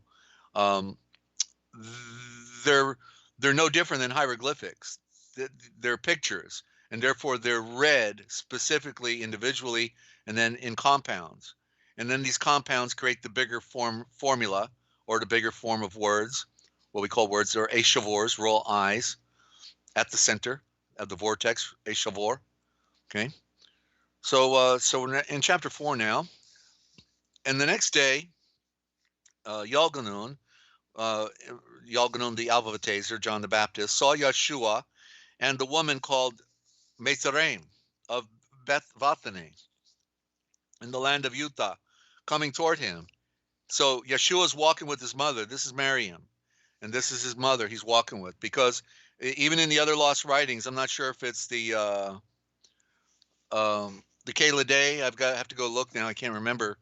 But one of them, he goes with his mother, or it could be the Aquarian, which is the original gospel. They all say, well, we're going to, it was like they all said to him, and I think it's in the Aquarian, which is the original gospel. They said, we're all going, our cousin Yalganun is alphabetizing people in the Jordan. We're all going to go and get purified. Are you going to come with us? He said, yeah, sure. And so the day that he goes, we never get the wind of the fact that he actually went with his mother and his brothers. They all went. They knew Yalganun was his cousin, right? And so they all went. So they all witnessed the bright light come down when the clouds parted with the window up in the sky, and the light came down, focusing directly upon him with the brightness of a dove, with the focusing light of an eagle. That's how they said it back then, and that's where it got corrupted, and we literally think it was a dove, that came down. It was the bright white light focusing directly upon him, standing alone in the water. And then the voice from the sky says, "This is my only loved seed, not my beloved, my only loved seed." So now we got two witnesses that his mother went with him on the day he got alva-tasered. And that's why they knew to go looking for him, that they knew he was going off into the wilderness. And when he didn't come back, then they went looking for him. And those were the so-called quote-unquote angels. It means royal messengers. They were the royal family, the royal messengers that found him and saved his life, because he wouldn't make bread out of the stone. He wouldn't do it for himself.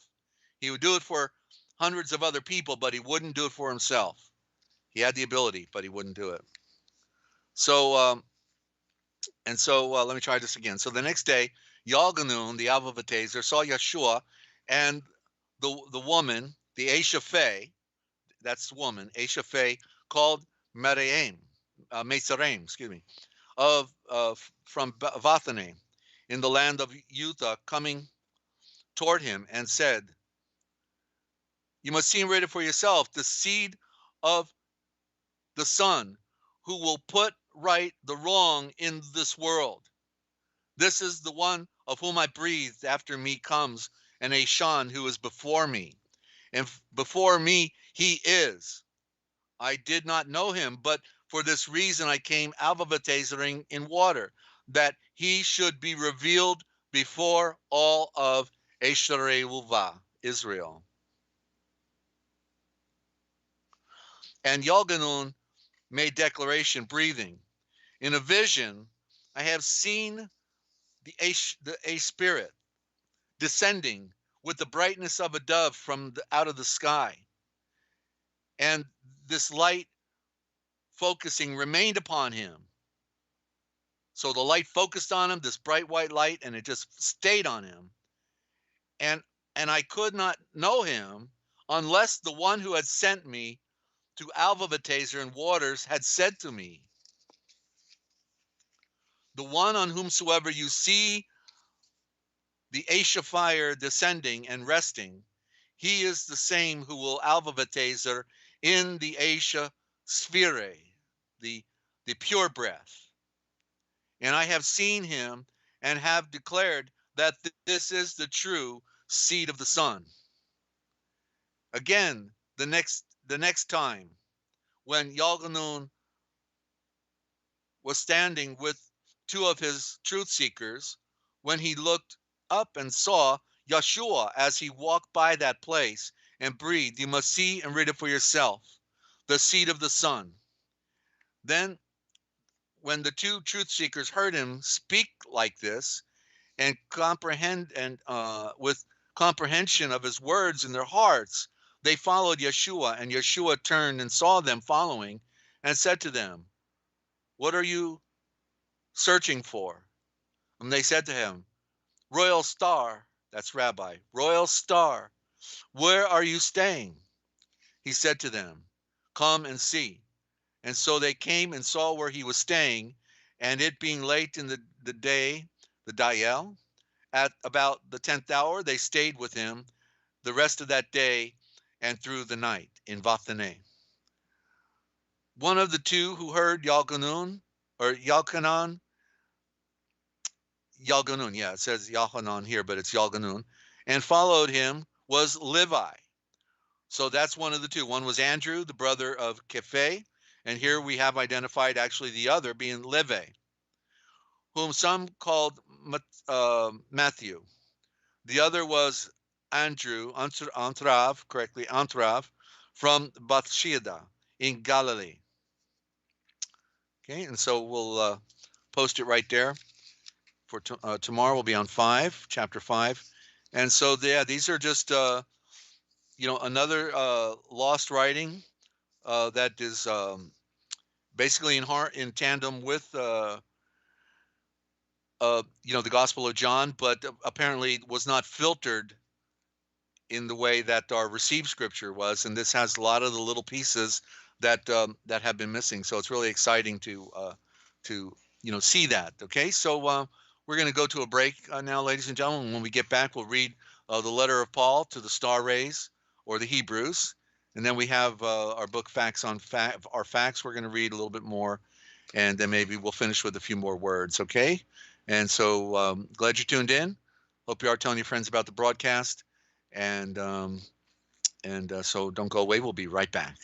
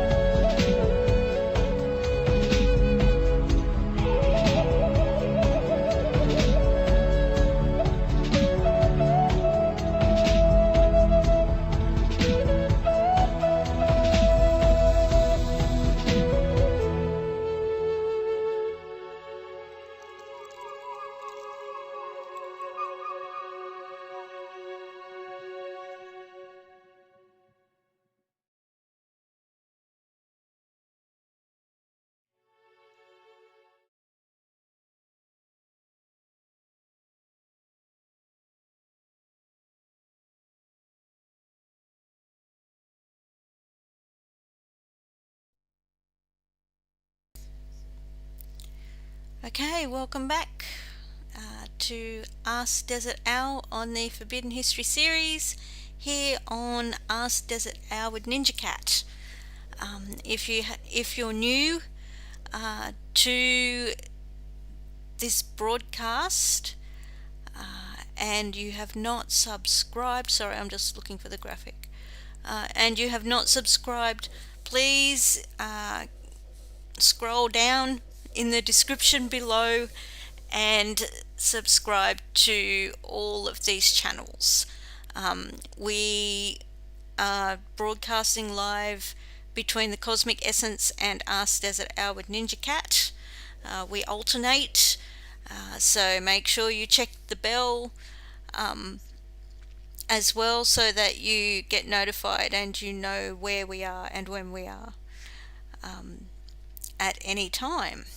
And the other two channels are Desert's older channels. If you go back to June 21st, 2018, on the Forbidden History series, you will get access to amazing live streams. That's where it all started. That's where Desert's YouTube journey started. So yeah, both of those channels are all an archived record of live broadcasts. So yeah, make the most of it while we're all still here on this platform. So please subscribe and check them out. Okay, back to you, Desert.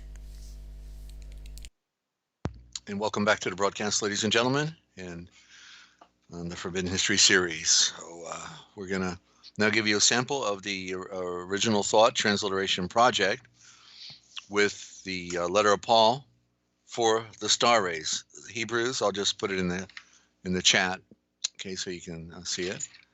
Hebrews is H is the, so the Av, R-A-Y-S, the Av rays, which is the S-T-A-R, the star rays. Okay, so that's how it goes back. You'll see a lot of people, they spell Abraham with the V, Avramheim. It's but it's missing the TZ in front of it. It's Zavramheim. It means the sovereign. Abraham's name is the sovereign. You know, it's the head of a tribe. That's he wasn't the only one that went by that title. It's you know, it could have been others that used that same title. It was a standard for the leader of a tribe. He was the sovereign, the Zavram, the star ram, the ram on top of the mountain. You know, and so. But here in the word Hebrew, it's the Avres, it's the star. Remember, they were called the sky gods, the sun gods, seed of the sun, all of that. So it fits, of course, logically with star rays, okay? So this is what they've hidden from us. That's why they want us stuck in Hebrew. You know, they don't want us looking at the Indo-Germanic in the original root form. That's why, look at these capital letters, the capital letters that are, we call the Phoenician alphabet, but it predates the Phoenician. It's the one alphabet that was breathed into Adam. Then look at the Hebrew letters. Notice how all of these letters are defined. They have create a definite picture, right? Straight lines. But then you look at Hebrew, and it's like, wow, what, you know, some of the letters look like each other. I can't figure that one out. You know, why would I have to learn that? Then when you get the letter ending up at the end of a word, five different ones have a different symbol. They change the symbol again. That's called deception. That's called occultism. You know. And but they got everybody running after the Hebrew, running after the Greek, you know, and it's all demotic. Every one of them, including the Aramaic, what they call Syriac, which is the Aramaic, and they changed the alphabet through the Roman Empire. Or we'll kill you. That's what they said. You either take this new alphabet or we'll kill you. Which do you want to do? We were thinking of a new alphabet anyway. Sure, we'll pass it on. You know, and that's how they did it. It's all at the point of a gun, you know, at the point of a knife. So anyway, so now we're going to read. I'm going to roll back into 7. We read the first part of 7 on the last read, but now that I've got it all, and I roll into 8 up till about the 3rd verse in 8, I'll read it all again so we can get the feel for it again. All right. So let me turn on another light. And so in the same way, the YoChelleG, and just to qualify for any new listener, we use a mix of Indo-Germanic and the modern. It's not all, Indo-Germanic influence, but because it's so important, like with the sacred name, YoChelleG, not Yahweh, but YoChelleG. And in other words, for edification, there's that ed again. No, we don't want edification. Edification, AD, edification. We can then see. It's like a teacher. It's trying to plant seeds so that one can then get the bigger picture. That's the whole idea, is to get the bigger picture. So here we go. Okay, in the same way, when the YoChelleG in the loving Eshatav, or shadow, of the Freya's light wanted to clearly reveal for the heirs of the promise the non-alterable nature and completeness of this changeless engagement when conveyed it through an oath, then conveyed it through an oath. That by two non-alterable factors, being the promise and the oath, in that it is impossible for the YoChelleG, who is the great Zulafhaim, to lie, so that a very great consolation could be ours, we who have fled for refuge under his bright wing, so that we could retain this opening through hope that is promised for us, that which we hold on to as an anchor holds on to the bottom of our souls, so that our ship cannot be moved, both certain and absolute. Taking a note. Soon to carry us on in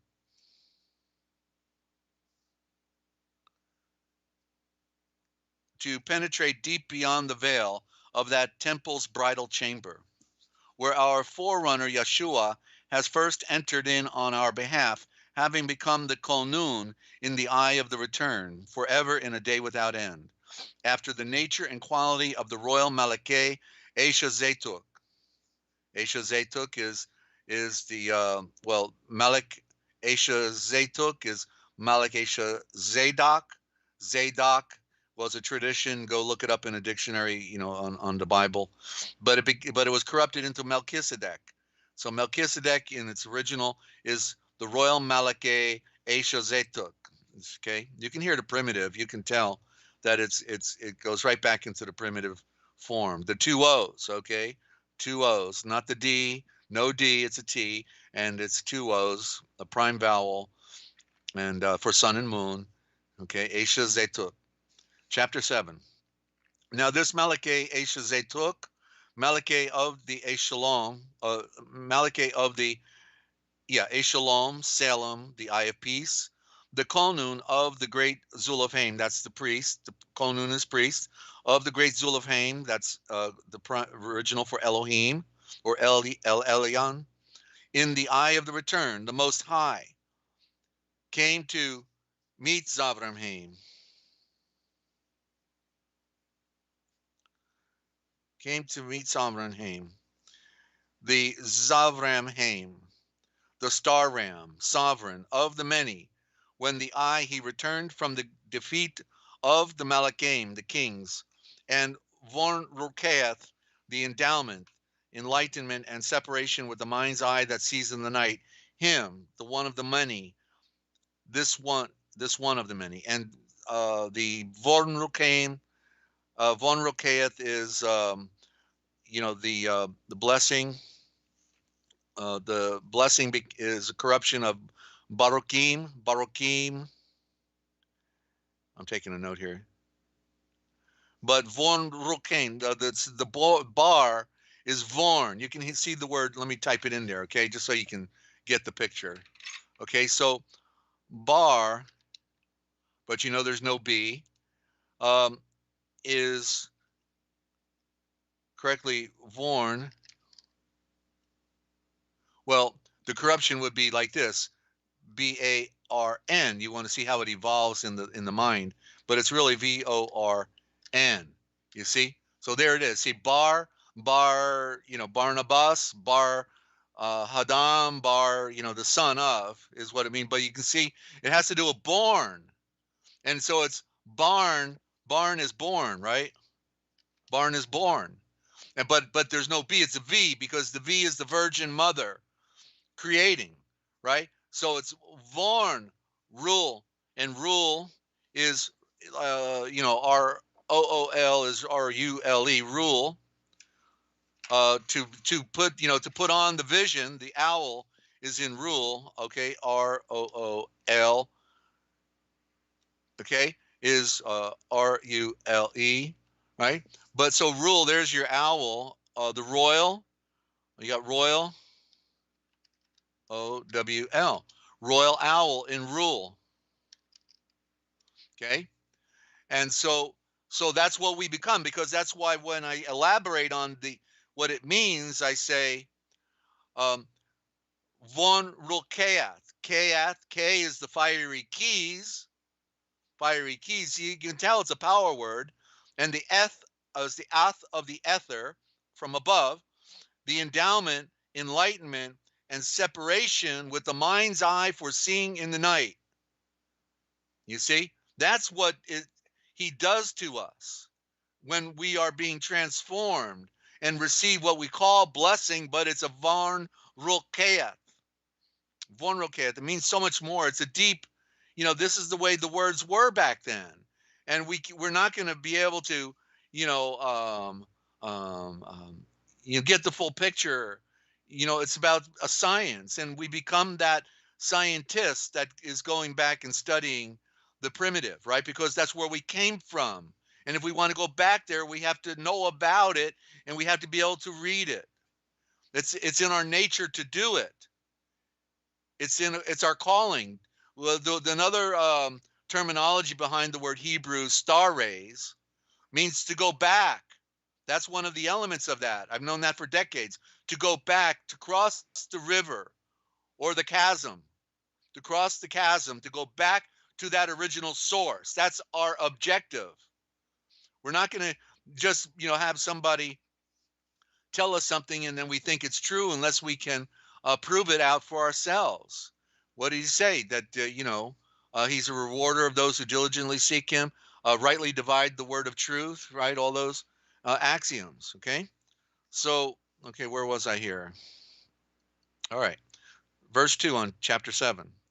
For whom also Abraham's, the Zavram Haim, the star ram, the sovereign of the many, separated and set apart as a tithe, thereby giving him a 10th part of the choice articles, and whose title is first interpreted as the Malakeh of the perfection in the flowing light, then the Malakeh of the Shalom, that is the king of the eternal peace. And Shalom would mean the royal I sound, literal, the peace, the sounds of peace. Quiet is a sound, right? The sounds of peace. Having no earthly Ava or father, Faithor, no mother, with no written genealogical record, claiming neither a beginning of days nor an end of vital life, but made in the likeness of the seed or seat of the sun, son of the light, remaining a Konun priest forever, Evora, the eye at the center. Now you must begin to realize and consider how supreme and superior this Ashan is, that even the Phratrarche,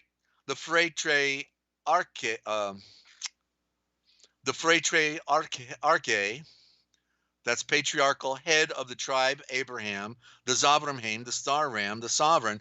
I read them all to, so it gets ingrained in you. But when you're reading it, you can just pick Abraham, or you can just say the sovereign, but these are all the different aspects. And so it's all here because I want you to see it for yourself so you can compare, but I read it out. So it sounds a little awkward, but it's helping to create the picture. The sovereign of the many gave to him the 10th of all the choicest plunder. For we know that those who are the descendants of Levi, Leve, and Leve, by the way, means the way. Okay, get a marginal note here. The way. Taking notes as we're doing it. Who are okay? So we know that those who are the descendants of Leve, of the way, who are admitted into the office of the Kolnun, priests, are obligated by the Kevanun shelter, the law, to receive tenths or tithes of the first things from the faithful, that is, from their own brothers. That means supporting powers. The brothers is brothers, the supporting powers. Although they are of the same direct lineage from the Avramhaim, the Zavramhaim, sovereign. But this Ashan, who was not from the same lineage, branch of descent, received the tenths from the Zavramhaim, the Abraham, and the he gave his von Rukeath, the Barakim, the blessing, the endowment, the enlightenment, and the separation, with a mind's eye that sees in the night, who had received and holds the promise. I'm rather convinced I'm going to do a common version just for an easy read for people, because the translation is too important, and I don't want to lose people who just don't want to study the Indo-Germanic. So I'm probably going to do a cleanup of this after I do it, and then it'll just be, you know, the more common terms and not the Indo-Germanic. So I got to do that as well. So there'll be two versions of this, just so you know. And it is beyond dispute that a von Rokaim blessing, Baruchim, is given by the greater authority to the lesser. So the royal Malachim Esha Zetuk, or Melchizedek, is the greater. He represents the light. He represents Yeshua. He is Yeshua incarnate, and so he's giving a Baruchim to another type of himself, being Abraham, Zavramhaim. See, microcosm, macrocosm.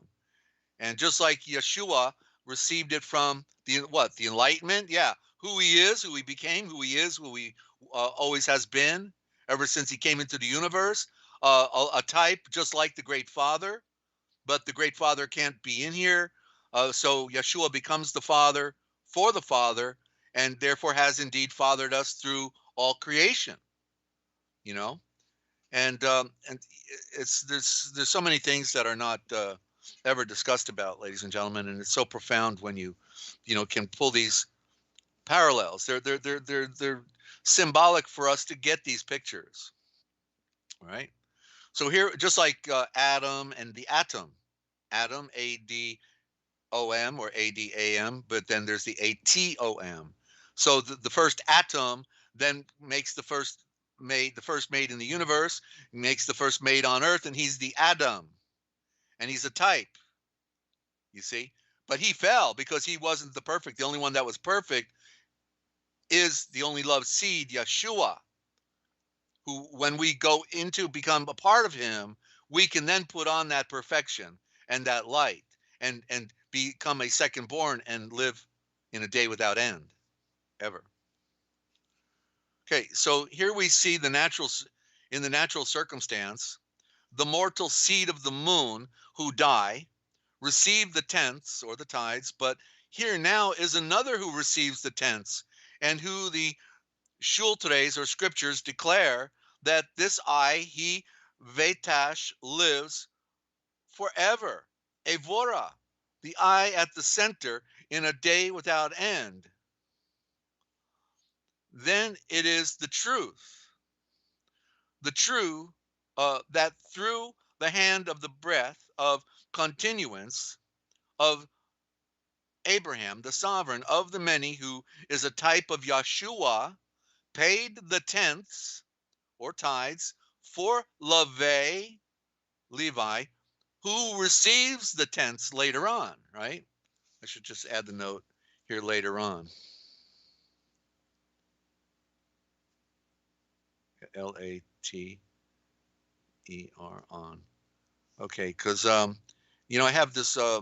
There's this one thing that is important for the translation, and if something is implied, then it needs to be said, because the way it is today, with people not being able to wrap their mind around what the great mystery of how they've been lied to, and not being able to decipher things for themselves, pretty much because of what has happened to us. If something is being implied within the Schultres, not script truth, that's scripture, script truth, uh, Schultres, the sutures that tie everything together, then it needs to be uh, elaborated on. That part needs to be put there. Implied needs to go there, because people are too far removed now from this original thought and from the original story, when these stories have been so filtered and corrupted. Oh, but they love their King James. Eat them up. It's amazing. Okay, so for he, Levi, the way, Levi, was still in the loins of his ancestral father when the royal Malakeh Eshazetuk came to meet him.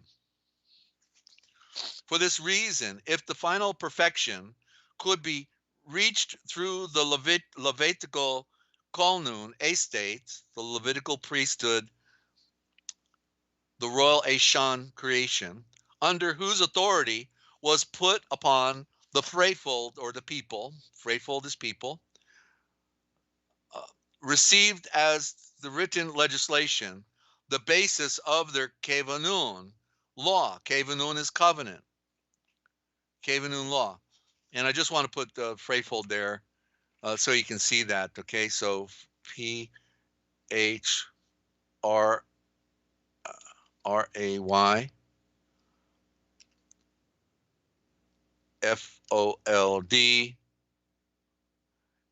And it's also like this, PHRAYFOAL.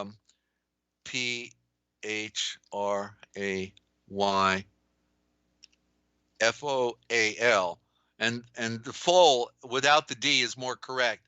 And you know what a foal is? It's like a baby, right? It's a baby that you're holding in your arms. It's a foal. And so you're folding your arms around the baby. And that's what we get then in the modern PEOPLE. So isn't that cool?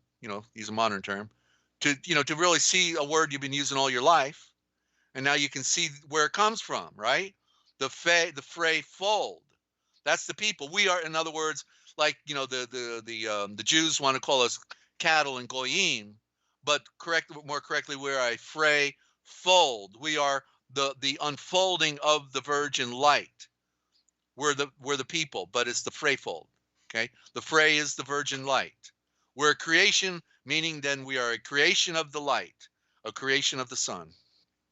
All right. So the basis of their Kevanun law. What further need was there then for a different type of Kolnun, or priest, to rise up appointed after the nature and the quality of the royal Malakeh Eshazetuk, and not to be called out after the order of Yal Aaron. Yeah, I was able to get to the original. I had not worked on Aaron until this project here, and I realized that it was Yal Arun. I won't elaborate on that, but get the document and you can and see it. There can be well, the two A's in Aaron is showing the duality. One A is speaking, one A is silent. Both are symbols of power, but one's a lesser power. The one that's speaking is the lesser power. That's the occultic, and the one that's silent and just standing by in the wings, waiting till we wake up, is the great spirit, the A, the from infinity to infinity. That's what that symbol means. There can be no doubt that if the Kolnun estate is being transferred from symbolic rituals, there must also be a transference and a change from a written legislation to the basis of the true Kevanun shelter, or law, at high noon, in the A, or the eye of the sun, in the return of the pure light as well. So the eye, our healer and sunrise, of who these things were breathed, was born from an belong to another rib. That's tribe. Tribe is rib. The T is silent. It's the rib. The members of which have never performed or approached serving at the altar, the Yaltor, or the yellow power. Altar, now let me do that. This one's too important to do. Okay, so let me show you here. Altar, you know, and look, notice in the word, right? We see the word falter in altar, A-L-T-E-R.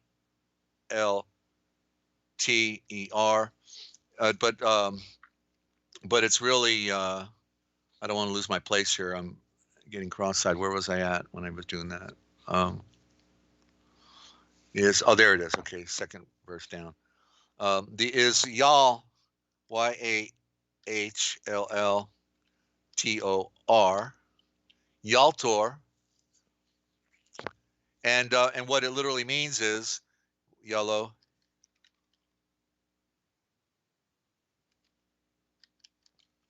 Okay, so the Yal is the yellow going around, and so the true altar, and this is why you see a picture of the sun all the time behind the altars, because they're telling you without telling you, is that the true altar is the sun. The true sacrifice is the first sacrifice is let there be light, because in the process of creating that light, the great spirit of life had to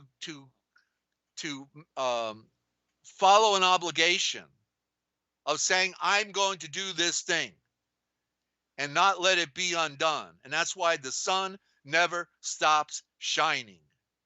It's a commitment. It's a surrender for a cause. You see? And so we have to, in the reflection of that, be the same way, in diligence and in our approach, to serving. So the altar, that's the first sacrifice. So when Yeshua gets nailed to a cross, it's a parallel representation of the sun. The sun is also a sacrifice that continually brings us light, right? Nonstop. We never question whether it's going to come up, right? Even though it's the earth turning. And so this is a part of the mystery. But then look what happened to the word altar, right? They made it into W-A-L-T-E-R, which means control. And then we have the word F-A-L-T-E-R. And so these are the aspects of the altar, that, and then really it's Walter's Vaulter. I just saw that. Vaulter, and there you see the vault, V-A-L-T, right? The vault power, the vault power. There we get the word volt, V-O-L-T, you see? And that's power, and that's from the sun. All power comes from the sun. All right, continuing here.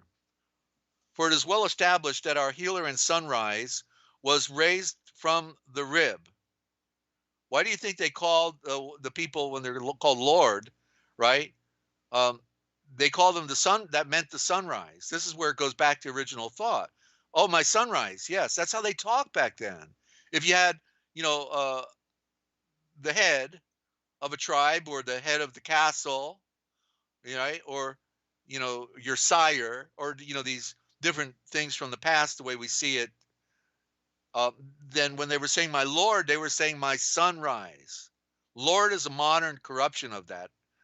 Lord in Middle English means our mother who gave us our bread. Well, the mother is the mother light. It's the sunrise. She's giving us our bread so that we can eat every day, because she lets things grow.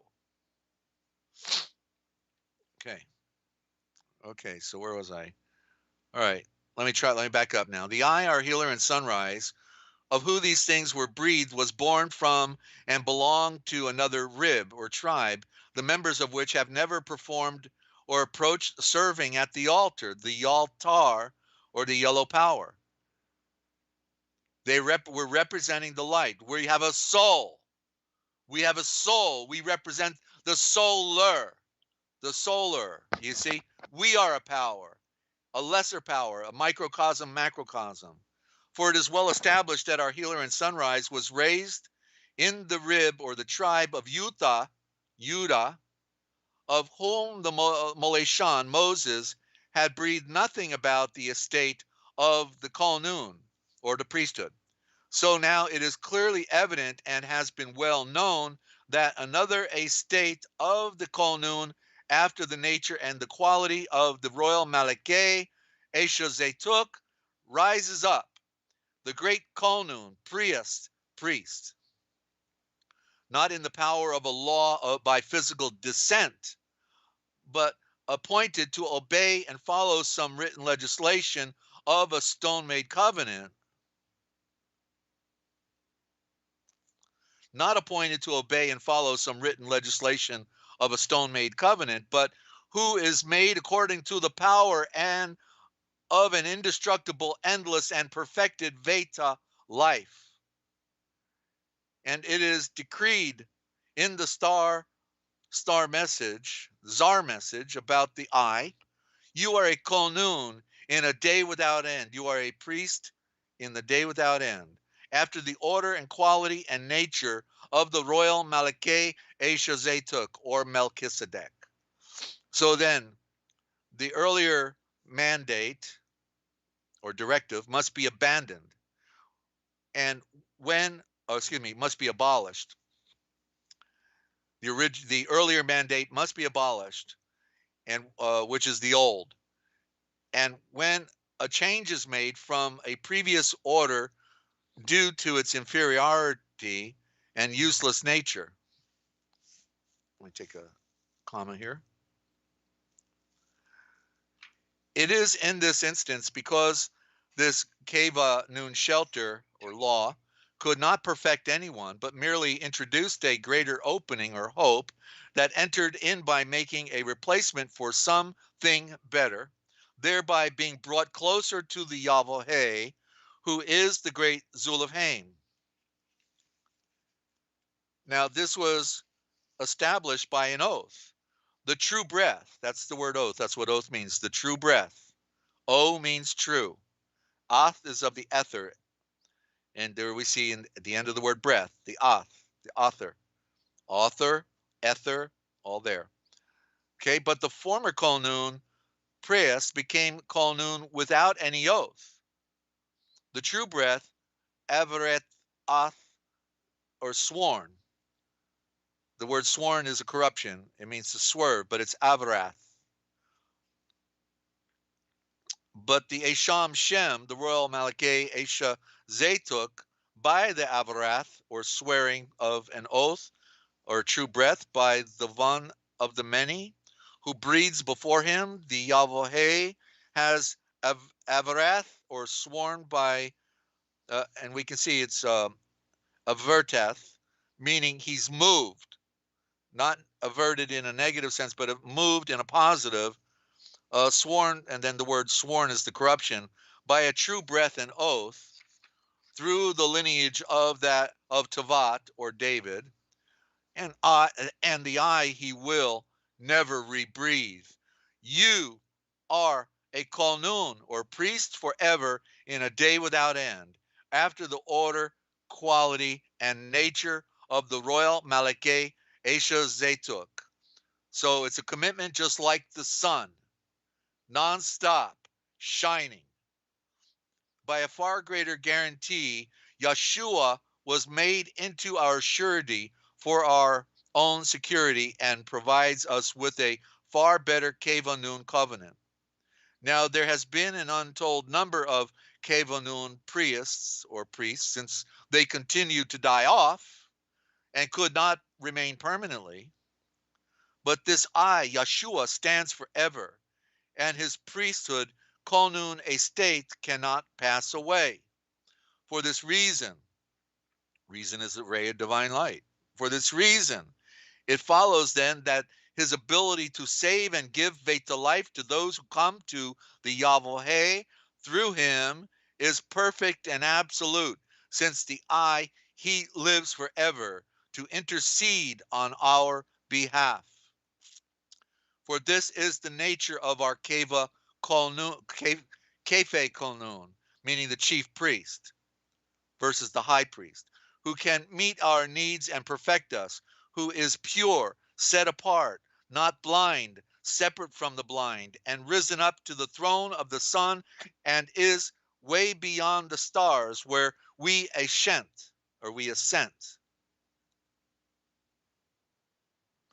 We are going up to be like stars, who, unlike the chief priests, has no need to offer daily sacrifices, first for his own blindness and then those of the Freefold or people, because this he did one time for everyone, when the eye he offered up himself.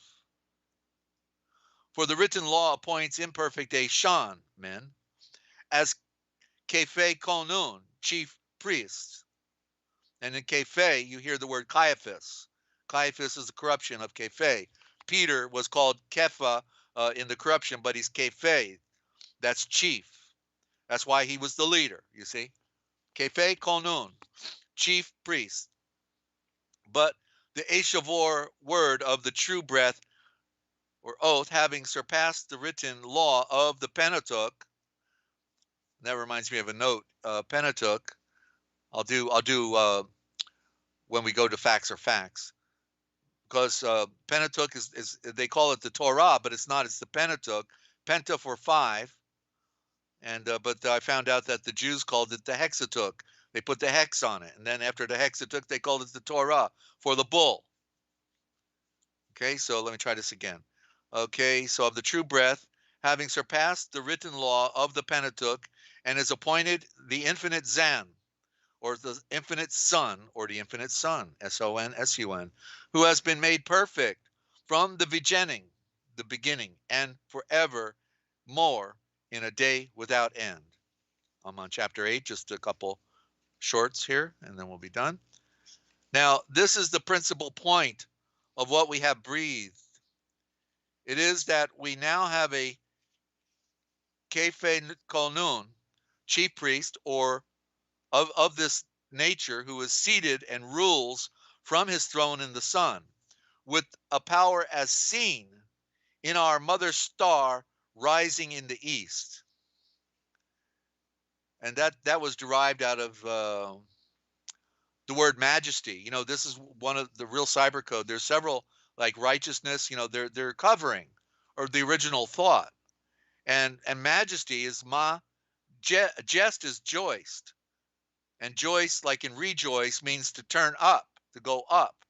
And so majesty literally means the mother star rising, and therefore it implies in the east. The mother star rising, majesty. That's the mother. See how they took it out of nature? They got away from nature and gave you an abstract word. So it's beautiful, because I was able to literally bring back the original thought here. This is a real miracle. Because they hid the light. That's the occultic. They hide the light, and they hide the nature of the sun. Okay, so let me just read that again. Now, this is the principal point of what we have breathed. It is that we now have a Kefe Konun, chief priest of this nature, who is seated and rules from his throne in the sun. They use heaven to cover that one, right? The sun, with a power as seen in our mother star rising in the east. That kind of power, but it's greater. That's only one. All power in the entire cosmos was given to him. So that one star rising, this mother star every day, the sun, is just one point of all the points that are out there that he controls and has power over. Wow. And who has become our little star, our minister, in the pure sanctuary of truth by a sacred rite. What the Yahweh has prepared and made through his own breath, and not established by the hand of any Eshan, or the hand of any man. And every Kefe Konun, chief priest, was ordained to offer gifts and sacrificed victims. And so it was natural and required that the royal eye in the sun, the Ashan, the royal eye, the one, the Von A, the one eye, should also have something great for his own offering. In fact, if he was, meaning his sacrifice of himself, right? That's what the sun represents. That's what Yeshua represented, giving fully of himself.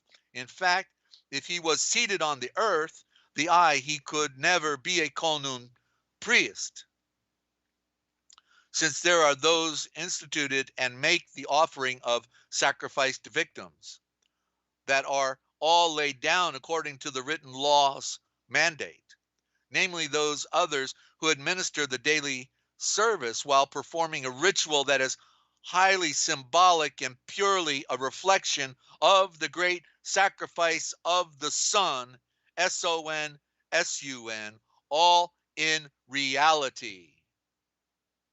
Wow. So that's where we leave off. I didn't quite finish the verse yet. And you just heard it here first, ladies and gentlemen, the original thought of the original thought transliteration project. What they didn't want you to know, you know it, but we tell right here because somebody's got to do it, ladies and gentlemen, right? Somebody's got to do it. And I'm feeling a little hoarse, but I do want to go into facts and maybe a few words. So tell you what, we'll go to another break. And I know some of you may have to go, and it's okay. I appreciate your time and spending with us, but we will be back in just a 5-minute quick break, okay? And then when we get back, we'll give us some facts and what they didn't want us to know, because somebody's got to do it, and I'm just a glutton for that kind of punishment. So don't go away. We will be right back, Father willing.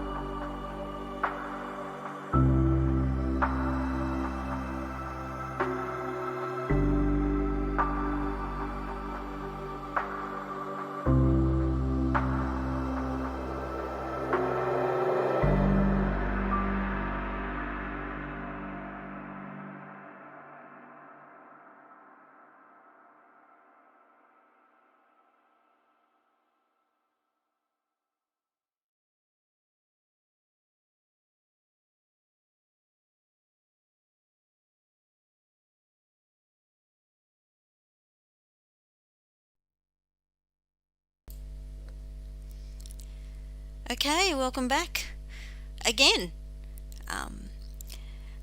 Thank you, Dots, for those cute little emojis there. I'm glad you enjoyed the break. I hope you all enjoyed the break. It's not often we get to a third music break, so, and I like that one, so yeah, really cool. Welcome back, everyone. I'd like to welcome anybody else who's just joined, and future listeners. Yeah, hope you're enjoying the program and the reads. You won't hear this this kind of translating. You won't hear this transliteration anywhere else. It is unique and beautiful and true. So hope you're enjoying. Yes, and I'm just going to veer off and recommend. There are links in the. Oh, I still have to update the links actually. The links to the KROWhouse. There's a link to the KROWhouse in the description because it's harder to do a search for his channel on BitChute.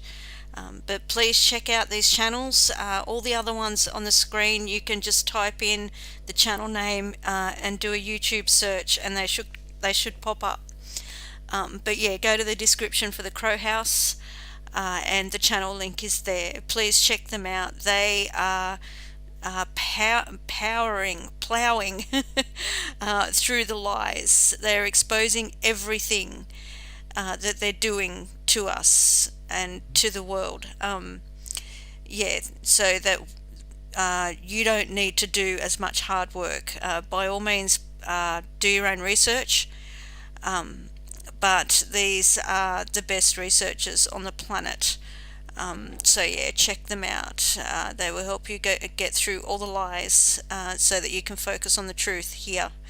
We're running out of time, so we need to stop. We need to shift our focus. Just know what the lies are, know what they're doing, but focus on the truth, the pure, beautiful truth. Okay, that's enough of me. Back to you, Desert. Thank you. Welcome back, ladies and gentlemen. Yeah, these programs will save you the time because they say it the best, and they between them, Dane Wigington, The Higher Truth Rises, Stop the Crime, and the KROWhouse, and rather creative headlines with the voice of real journalist. Between all of them, you hardly need to go anywhere else other than join the Dots, but Join has been getting sliced and diced and fricasseed over there in the UK, and blocked out of their channel. The others are getting it also. All of them have Dane, Higher Truth, and Deborah and the KROWhouse. All of them. They because they're talking about the things that they want to make taboo. So yeah, check them out, support them, subscribe to Dots Music. I know that Dots is trying to figure something out how to keep on the march and bring important information. Long time student of law, him and his associates. So yeah, we've got to try to get the best information. And then, of course, we try to take it to the level of there is some good news out there, and it's about transcending this world, recognizing the truth. These other great people, they're really making a sacrifice, and my heart goes out to them because they put all that energy into studying documents and, from banking to NASA and medical, all of it. They're studying all this stuff. And I know that that it's the struggle for eternity is big enough that we have to put all of our time into it. So that's why I just give these important sites reference, because they will save you time. They'll get right to the core of the onion, and you won't have to go looking anywhere else for the information. Okay, so that's what I'm trying to do. And now, ladies and gentlemen, we're into the book of Facts Are Facts, and it's been nice to have a good streaming today, and it's a rare thing. We're usually blipping on the radar screen. So facts are facts, ladies and gentlemen. And I want, before I get into Benjamin Friedman's book, the Hepatuk, what's interesting is, we keep hearing the Jews constantly refer to the 5 books of Moses as a Torah, and I say, no, it's a metaphor for the Babylonian Talmud, because the Torah, it means bull, and it also means destruction. It means destruction. And so it's a game that they play, and they're only using their religion as a cover. They're Talmudists. They hate the rest of the world. They're not a citadel of light in any way, shape, or form. Look what they've done to the Palestinians. The Palestinians are the most oppressed people on the planet, practically, in a concentration camp created by Khazarian Jews, and who came in there with machine guns blazing and booted them out of their homeland. The Khazars were from somewhere else. They never lived there, and they're not Israel. Bottom line. So what's interesting is they in this dictionary I was reading when I was looking up Pentateuch. I have a good dictionary from about 120 years ago, big one, and it doesn't have any fancy title on it. So it's sort of like as if it were an underground dictionary. And I was amazed, because then all of a sudden I found out in there they call the Pentateuch, Pentateuch. They call the Pentateuch. Okay, I spelled that right. They call it the HEXA.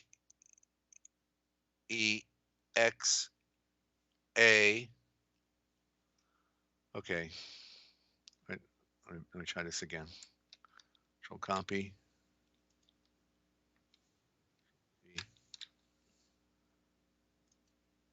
The HEXATEUCH.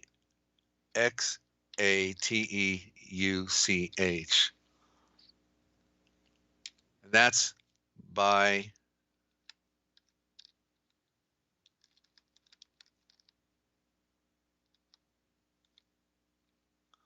the Jews. Okay, so they're putting a hex. Can you see it? The hex. They're putting a hex on the 5 books. Okay, that's what they're doing.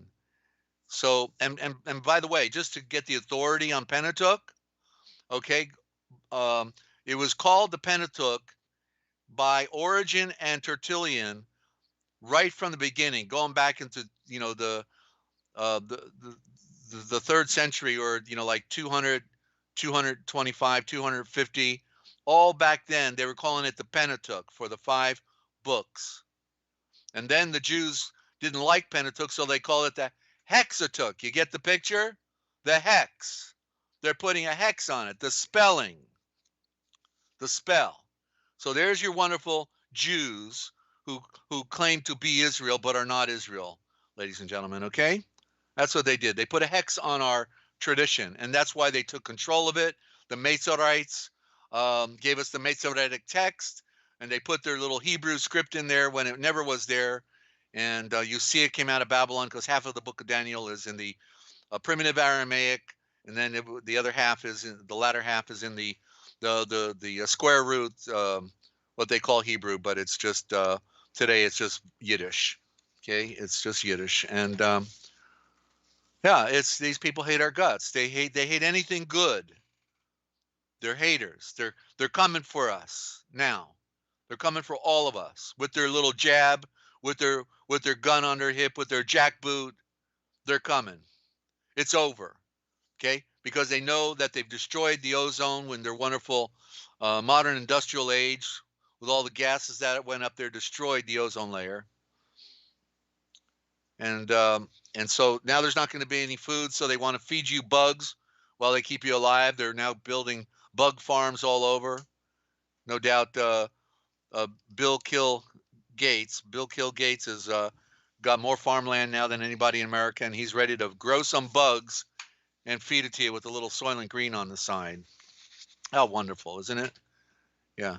The guy that wants to commit bans, he will be Bill the Kill Gates will go down throughout all time as the greatest mass murderer of all time, ladies and gentlemen, of all time, beyond anything anybody ever could have imagined before.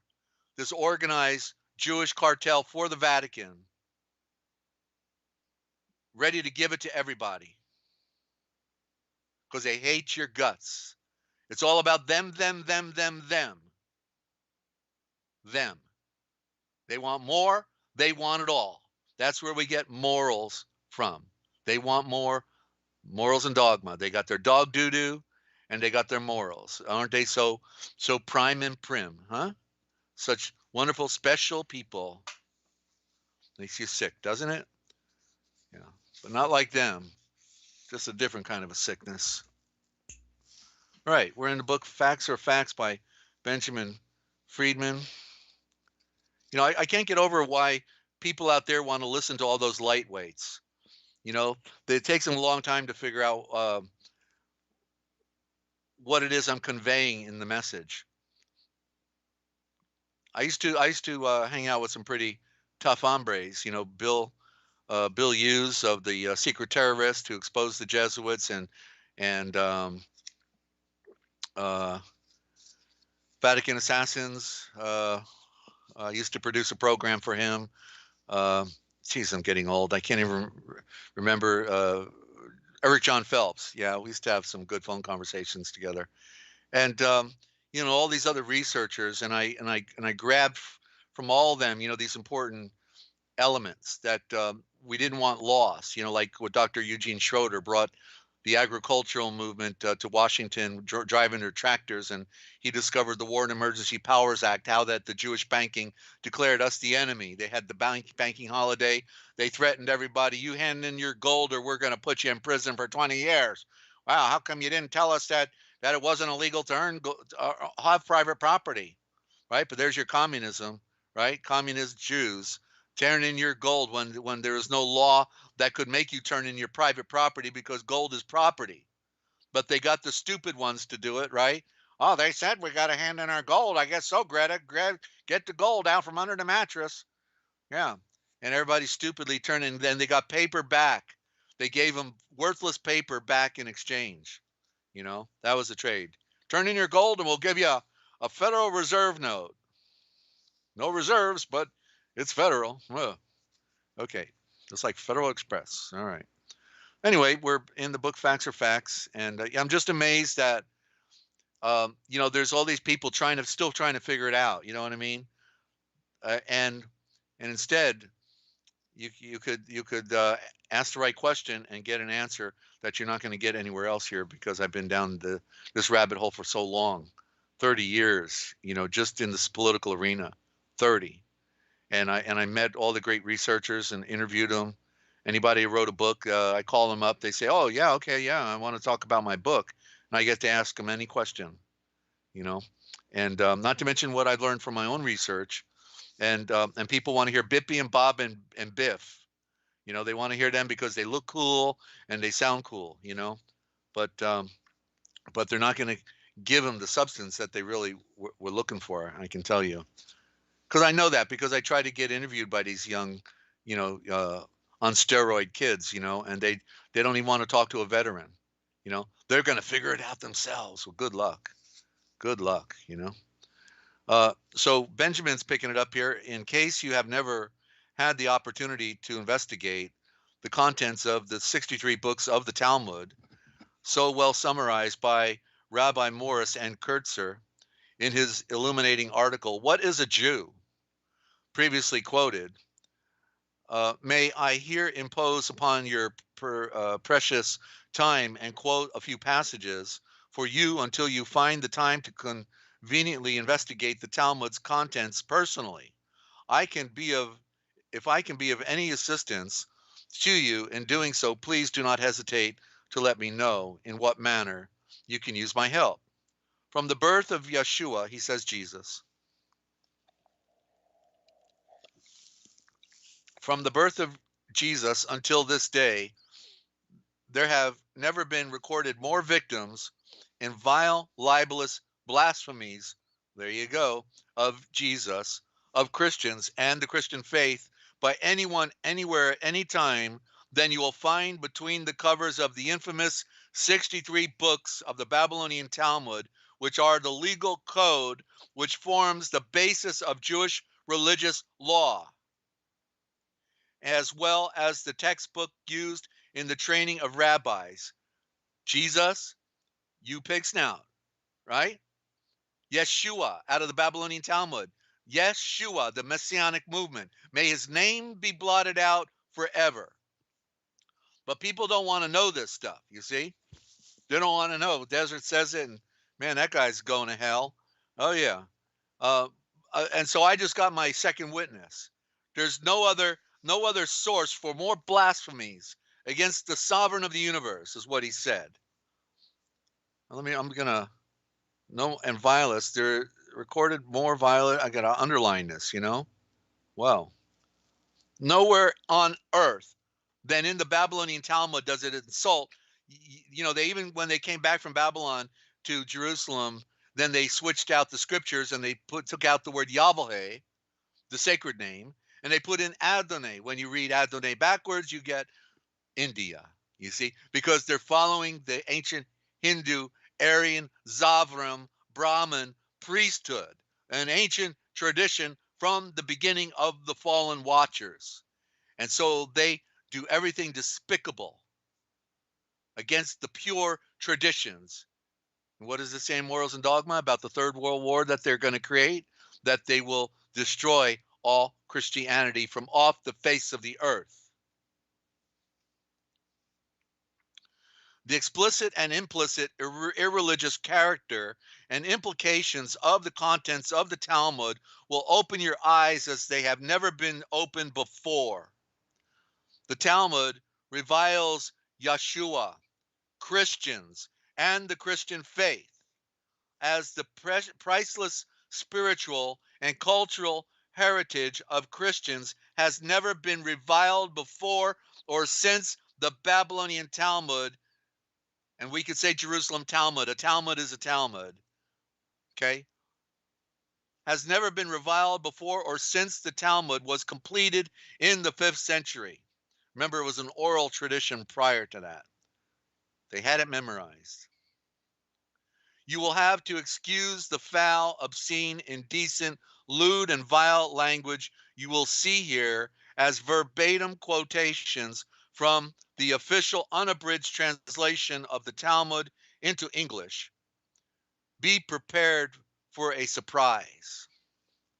In the year 1935, the international hierarchy of so-called or self-styled Jews, for the first time in history, published an official unabridged translation of the complete Talmud in the English language with complete footnotes. What possessed them to make this translation into English is one of the unsolved mysteries. It was probably done because so many so-called or self-styled Jews of the younger generation were unable to read the Talmud in the many ancient languages in which the original 63 books of the Talmud were first composed by their authors in many lands between 200 BC and 500 AD. The international hierarchy of so-called or self-styled Jews selected the most learned scholars to make this official translation of the Talmud into English. These famous scholars also prepared official footnotes explaining passages of the Talmud where they were required. This official unabridged translation of the Talmud into English with the official footnotes was printed in London in 1935 by the Sonsino Press. I've got a Pentateuch from Sonsino Press, and it doesn't tell anything new. All the translations of our scriptures, all the same watered down, filtered version. Even from Sonsino Press. Sounds like Sunoco. It has been always referred to as the Sunoco edition of the Talmud. A very limited number of the Sonsino edition were printed. They were not made available to any purchaser. The Sonsino edition of the Talmud is to be found in the Library of Congress and the New York Public Library. A set of the Sinsono edition of the Talmud has been available to me for many years. They have become a rare collector's item by now. The Sonsino. Well, what's interesting about the terminology, sino. Well, sin we know means darkness. So it means the black sun. That's what Sonsino means. Literally, the black sun. Remember, sin means to have the eyes closed, right? So Sonsino, I'll type it in there. Do that. Want to see and read it for ourselves, don't we? Of course. Soncino.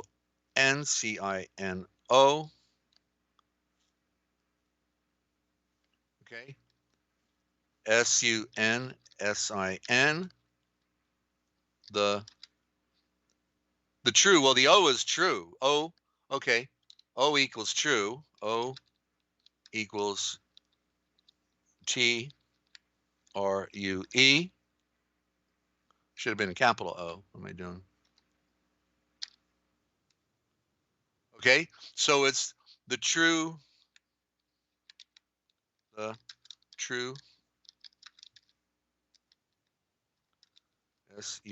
There it is. The true black sun. There it is. That makes sense. The Babylonian Talmud, right? The true black sun. If there's no blacker book, no darker book. It even talks about having sex with 3-year-old boys and girls, and that is not a crime. Yeah. The Sonsino edition of the Talmud, with its footnotes, is like a double-edged sword. It teaches the Talmud to countless millions. It teaches the Talmud to countless millions of the younger generation of so-called self-styled Jews who are not able to read the Talmud in the many ancient languages in which the Talmud was written by its authors between 200 BC and 500 AD. It also teaches Christians what the Talmud has to say about Jesus, about Christians, and about the Christian faith. Someday this is bound to backfire. No, it's not. They've got a jab for us now.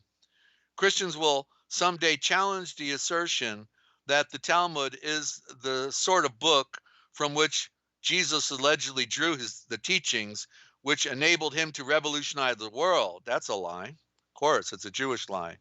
On the moral religious subjects.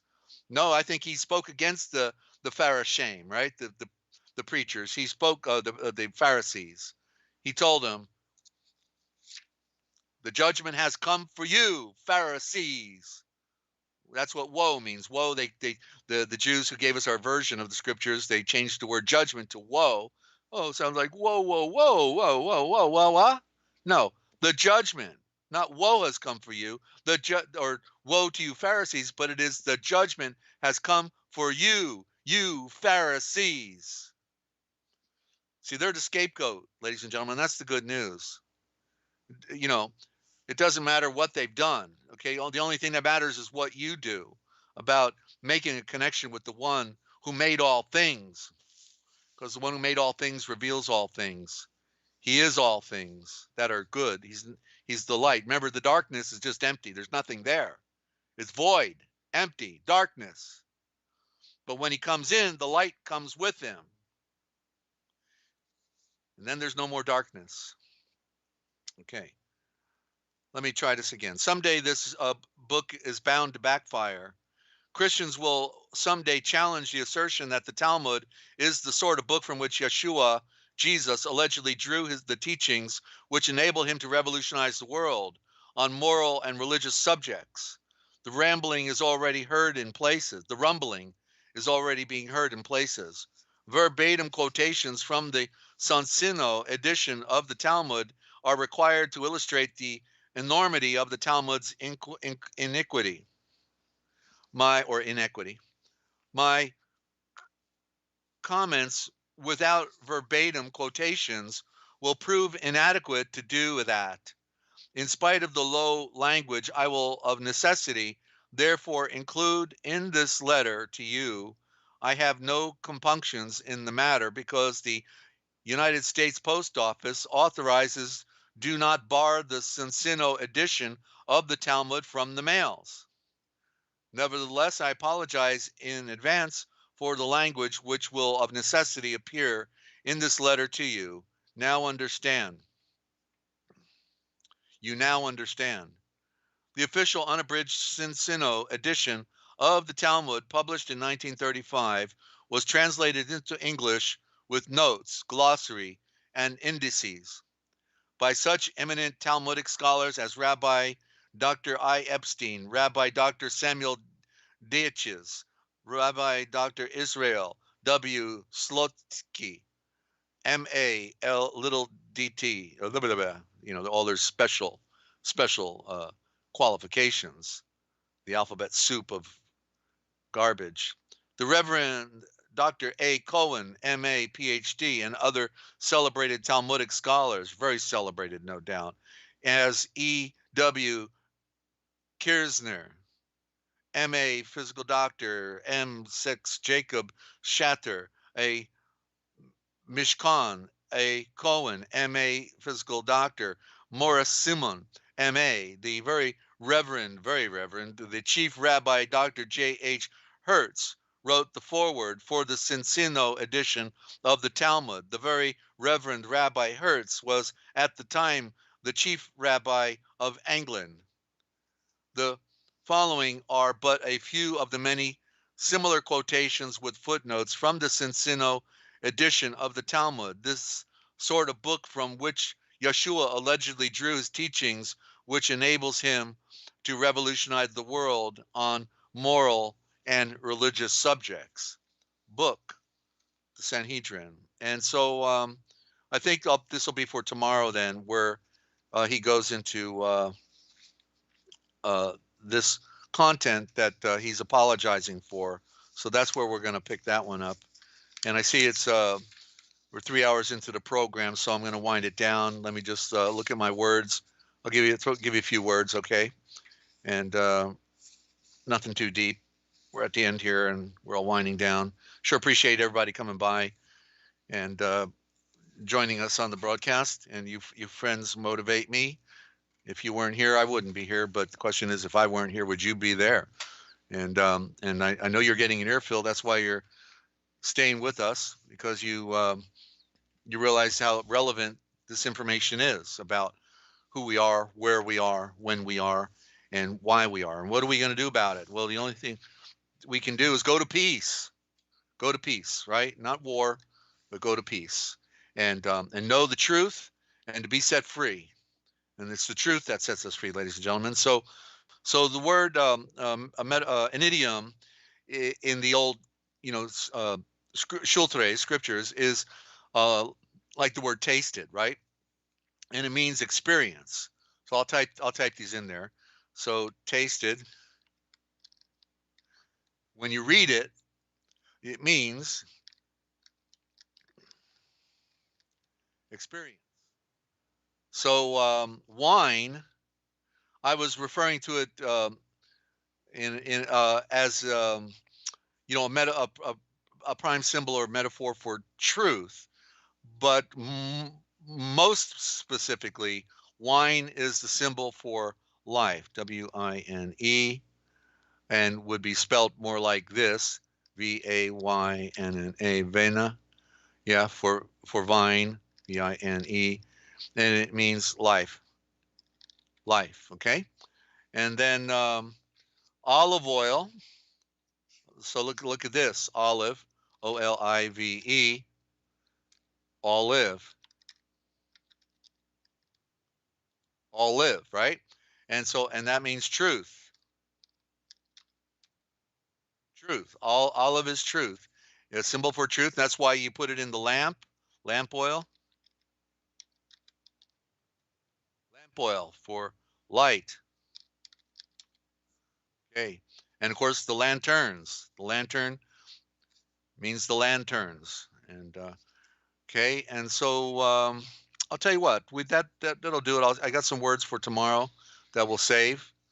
And so yeah, it's 3 hours went by pretty quick. It always goes by quick for me. I don't know how it goes by for you, but I have so much I want to get out and share, and there's really never enough time. And I go 100 miles an hour trying to spell it all out for you, and it seems like it's never enough at times.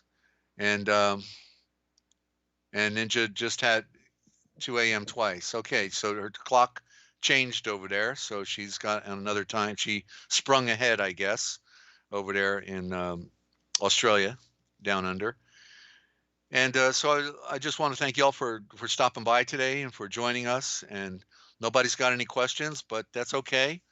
You're getting some answers, I hope, and I think you are, and it's having an effect on you. So don't forget, I'm Desert Owl telling you, if you want to know the future, then you simply need to look for the Forbidden History, because it's all right here, 7 days a week on therealpublicradio.net, somewhere out there. It's what they didn't want you to know that we tell right here, ladies and gentlemen. So thank you for tuning in. Peace and love, everyone. And we'll look for you tomorrow, 9 a.m. Eastern time. And the new time for the week is we're just going to do Wednesdays. Okay, we're just going to do Wednesdays at 8 p.m. Eastern time. Saturdays, Sunday, 9 a.m. Eastern time. We're doing 3 a week, and I'm going to do the rest of the time. I'm going to spend transliterating because I've got some work in front of me.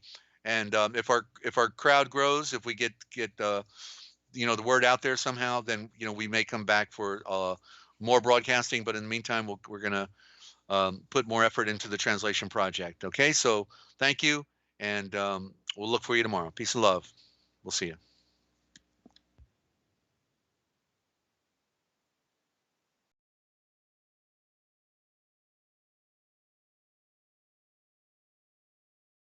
Starry, starry night, paint your palette blue and gray. Look out on a summer's day with eyes that know the darkness in my soul. Shadows on the hills, sketch the trees and the daffodils, catch the breeze and the winter chills in colors on the snowy linen land. Now I understand what you tried to say to me, and how you suffered for your sanity, and how you tried to set them free. They would not listen, they did not know how. Perhaps they'll listen now. Starry, starry night, flaming flowers that brightly blaze, swirling clouds in violet haze, reflect in Vincent's eyes of china blue, colors changing hue. Morning fields of amber grain, weathered faces lined in pain, are soothed beneath the artist's loving hand. Now I understand